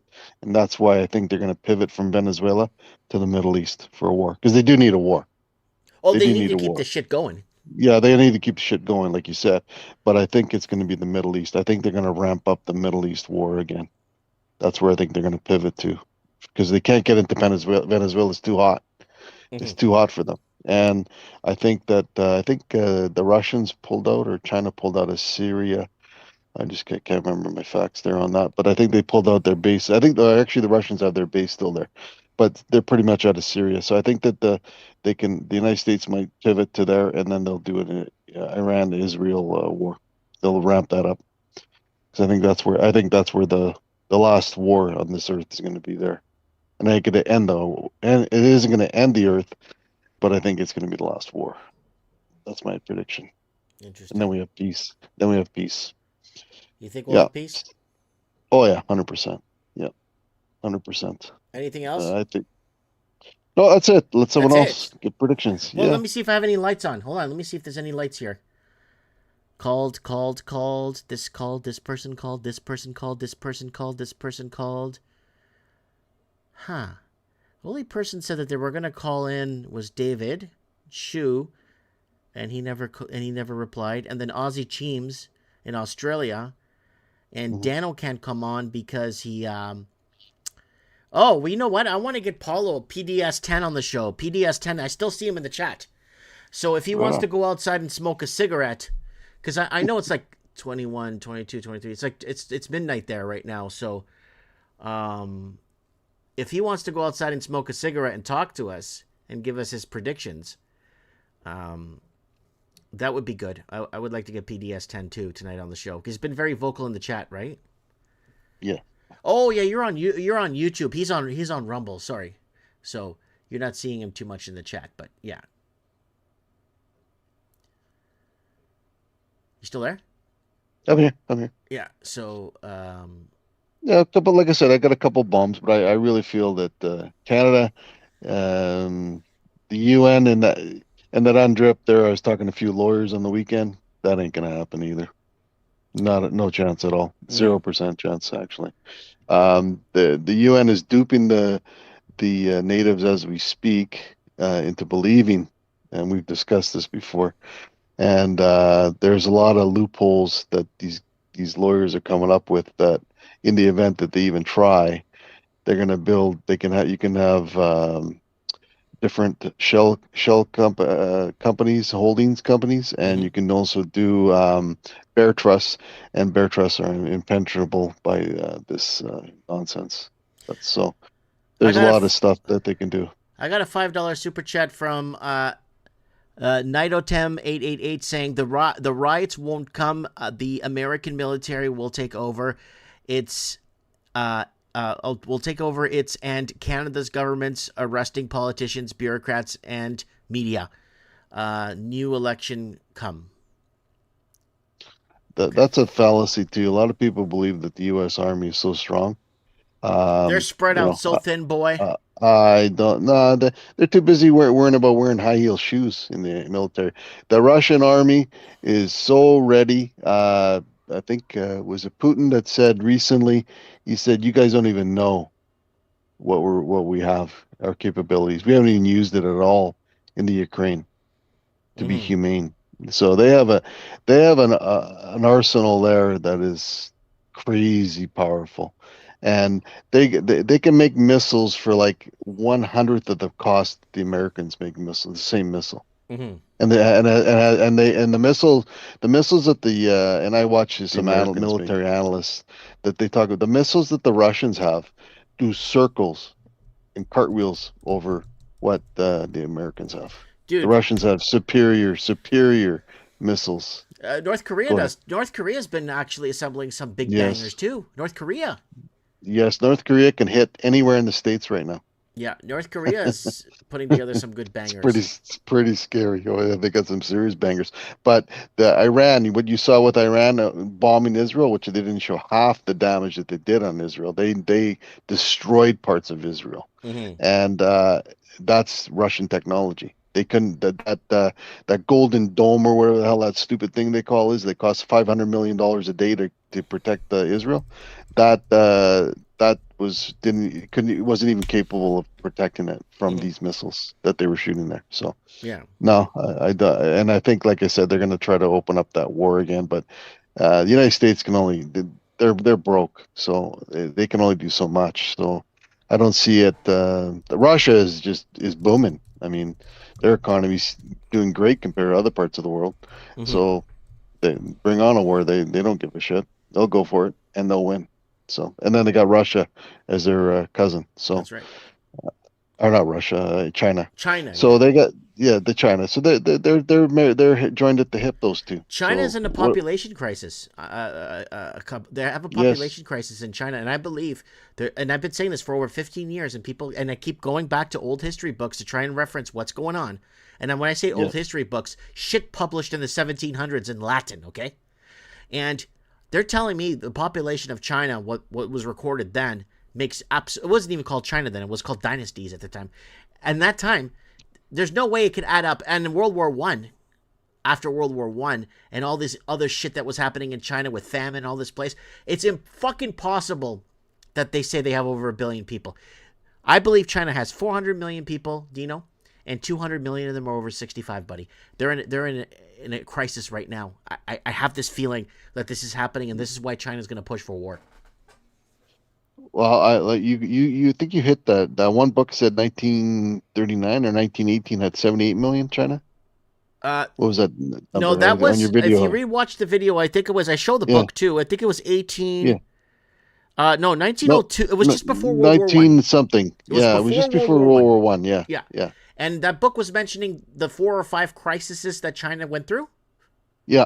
And I mentioned that in the video. And then I mentioned that the population was only whatever it was there, like 58 million or 60 million or something, whatever it was. I can't remember. Yeah, I thought you said 70, but 78, whatever but it was, whatever. whatever it was. It's in the video. But how the hell do you go from 78 in not even 100 years to 1 billion, 1.5 billion actually? Yeah, with the one-child policy, with the thing, and the opium wars, and all that shit bullshit. And the CPP just killing all these Christians and that. Yeah, like they killed millions. Like I don't know exactly. I was trying to figure out how could I calculate those numbers because you were asking people to give you a hand. I'd have to talk to a few people I know, the mathematicians. Maybe they could figure it out. But they could figure it out unless everyone had 45 kids, one generation. Well, you can't. It's impossible with the one child. Like, and they've had that in for like what, 30 years, 40 years. Yeah. So it's impossible. There's no way. And like you said, they're old. I've noticed that the Chinese people living around my area, they bring in their parents. Their parents look like they're about 80 years old. Yeah. And they're bringing them, with them. Well, they get the free healthcare in Canada. They don't contribute to the system. They don't build shit, and they hate you and me. They hate us both. Well, I just love you say hi to them and they just look at you like they look at you like you burnt their house down with their grandma inside. Exactly. Yep. It's ridiculous. Yeah, you go to Vancouver, you say hi to a Chinaman. Hey, how's it going? He looks at you like, what the fuck were you talking to me for? Yeah. Leave me alone. Yeah. That's how I feel with these guys. But whatever, I'll still be nice. Yeah. Yeah. But those are my predictions, and like I said, I mean, some of them might be off the wall, but I'm pretty confident on the metal prices anyway. I think gold, even at 5,000, might be low because I think but it is like it comes out of the ground 8-1 on the ratio from like over silver. Silver comes out Mm-hmm. 8-1, but I think those numbers are skewed as well. I Yeah. think Oh, that everything's fucking bullshit, dude. yeah, like because you got to remember the banks, they've got so much. The silver is the bank killer. So if silver Well, does it's gonna grow like destroy that, JP. Okay. you're gonna see bank closing. Well, let me add to that because you're right. Because, but I think it was back in 2015 we did a J.P. Morgan paper versus J.P. Morgan physical silver, and we did a comparison of this much paper in the world of silver silver certificates, and this much Yep. silver in the world to answer for it.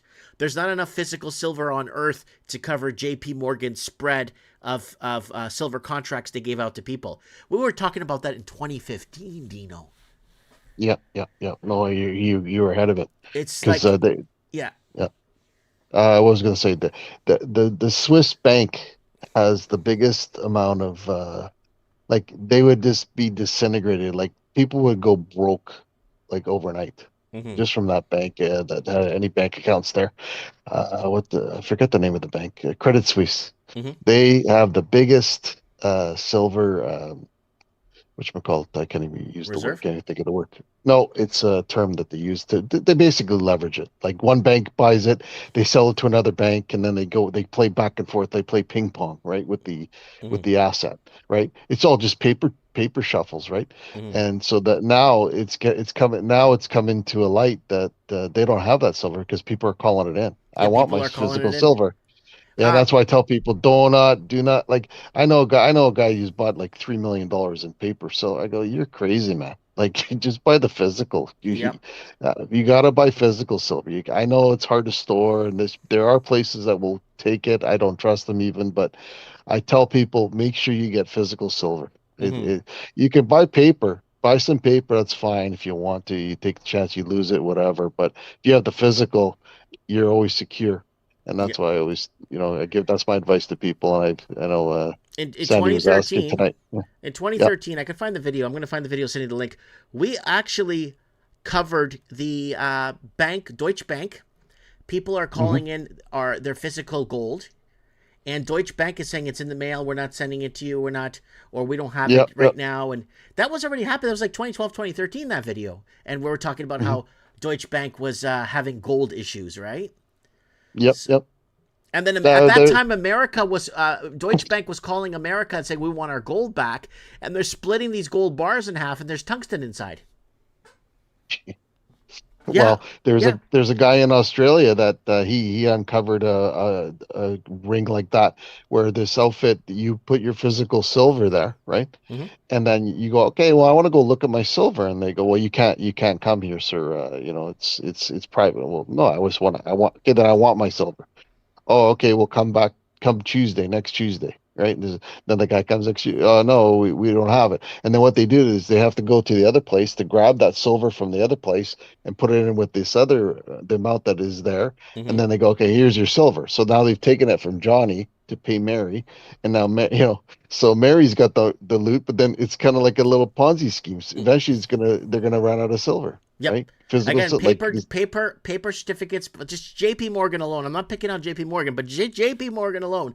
Well, Paper certificates and silver from down to the ground up. Paper certificates from the ground up and silver down here. They don't have enough to cover their spread. We're talking about they could cover 6% of the spread that they have out there. That's it. The derivatives are in the trillions. Like that's it. That's something like they have more on the books on derivatives in these Quadrillions. banks than there is money. Quadrillions. It is off the charts. Like if people knew that, they'd be running to their local metal shops and buying all the silver they can. Yeah. I'm telling you. Yeah. But they don't know. They just laugh at you. They go, "Oh, you've been hoarding that for people, hoarding it for 60 years. It's never gonna go up." Yeah, well, I got news for you. It's gonna go up. It's gonna go up. It has to. It has to. the word's out, and they can't come up with the answers. So what do you think's going to happen? And gold isn't a, but I agree it's going to go up, but there is huge amounts of silver or gold out there, Yep. and silver is a much more useful metal than gold. Gold is just for looks. That's all it is. It is. Yeah. It is. All right, Dino Bravo here on Mike in the Night, episode 628. I'm gonna get Eduardo on right now. He messaged me. He said he's got a few things he wants to add to tonight's show. Okay. Perfect. Okay. Well, thank you. God bless you. God bless. Take care. Bye bye. All right, let's get our boy Eduardo here on Mike in the Night. People are going to be rewatching these episodes in the future. They're going to be like, "What were these people talking about? Why were they doing this all the time? What do they know?" They're going to come and look into the past to figure out their future. Watch.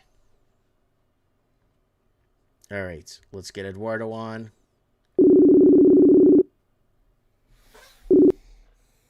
Mike, what's going on? Hey, Eduardo, good to see you. Good to hear from you. All right, it's our annual prediction show like we do every year. So go ahead. What do you got for 2026? Food prices going up a lot. Meat shortages are incoming. I was talking to a farmer. Apparently, Oh, I can't hear you, man. Meat shortages are what? Meat shortages for next year. I was talking to a farmer a few days ago. Hopefully, we'll get him on the show Thursday night. Okay. Lowest head cattle count in the United States since the 50s. Now the population is what, doubled since? Oh, wow. Think about that one. Supply and demand. Well, the price of meat's gonna skyrocket is what's gonna happen. Yeah. So I've ordered my beef. So good. So yeah, the food's going to be an issue. There's I don't know if you cover this, but there's people living in their cars in around Tim Hortons. As soon as you get outside the city, I've seen this in North Bay. I've personally heard accounts that it's happening in Goderich. It's happening in other towns in Ontario. Like you got a dozen people. The working poor live in cars. Yep. Yeah. I don't know if you heard earlier in the show, in New Zealand, they were living in trees. Yeah, I don't know. With our winters, I don't know if that's going to work here in Canada. But yeah, it's too cold. It's too cold. You could actually do it, though. If you're a good carpenter and skilled, you could put a little wood burning stove. You could build a nice, decent sized tree house to sleep and cook in, and with a hot plate, and you could get by. But the government will come and shut you down quick in a heartbeat. They want you on the road. Yep, got to get those tax dollars in. Yep. Yeah, it's going to get worse here in Canada before it gets better. Mm-hmm. Hate speech laws, I think they're going to keep pushing that narrative. Oh, they're going to be pushing that, so that means I'm going to jail? You got to watch how you say certain things. Like Holocaust denial is real. I just spoke to someone on Saturday night that served 6 months for questioning the Holocaust, for questioning the banksters. Well, I don't go too deep into that because I think people have a brain in their head. They need to hear basically how the middle class got swindled here in Canada. It's basic mathematics. So I don't go into too much historical and question too much unless I get my history books out and start looking at what they were telling us back 100, 200 years ago and how it's changed. Like the whole Chinese population thing, it makes absolute no sense. But did you watch my Chinese population short? No. Watch that video. You're gonna start questioning a lot of things because I bring up some really hot stuff that I found in a history book that was published in 1731 in Latin. And it's a history book, and it talks about the dynasty. It wasn't China, it was some dynasty. And Dino Bravo was mentioning it on the call too. Watch that video. It's up on my shorts. China's population is a lie. Watch that. Because I think that's what's going to push China to go to war. Because it's a lie. It's a myth. Well, and the public service in Canada is going to turn on the federal government, and they're going to be pushing to hang Carney once they find out that he's stolen their pensions. Mm-hmm. Well, but they've been stealing pensions for the last 2 decades, bro. Yeah, but now they're stealing it from public service workers that run the government. Oh, okay, okay, all right. Go on, go on. So Carney's figured out a way to backstop all these green initiatives and guaranteeing the profits for the green programs. And he's spreading that all over the world.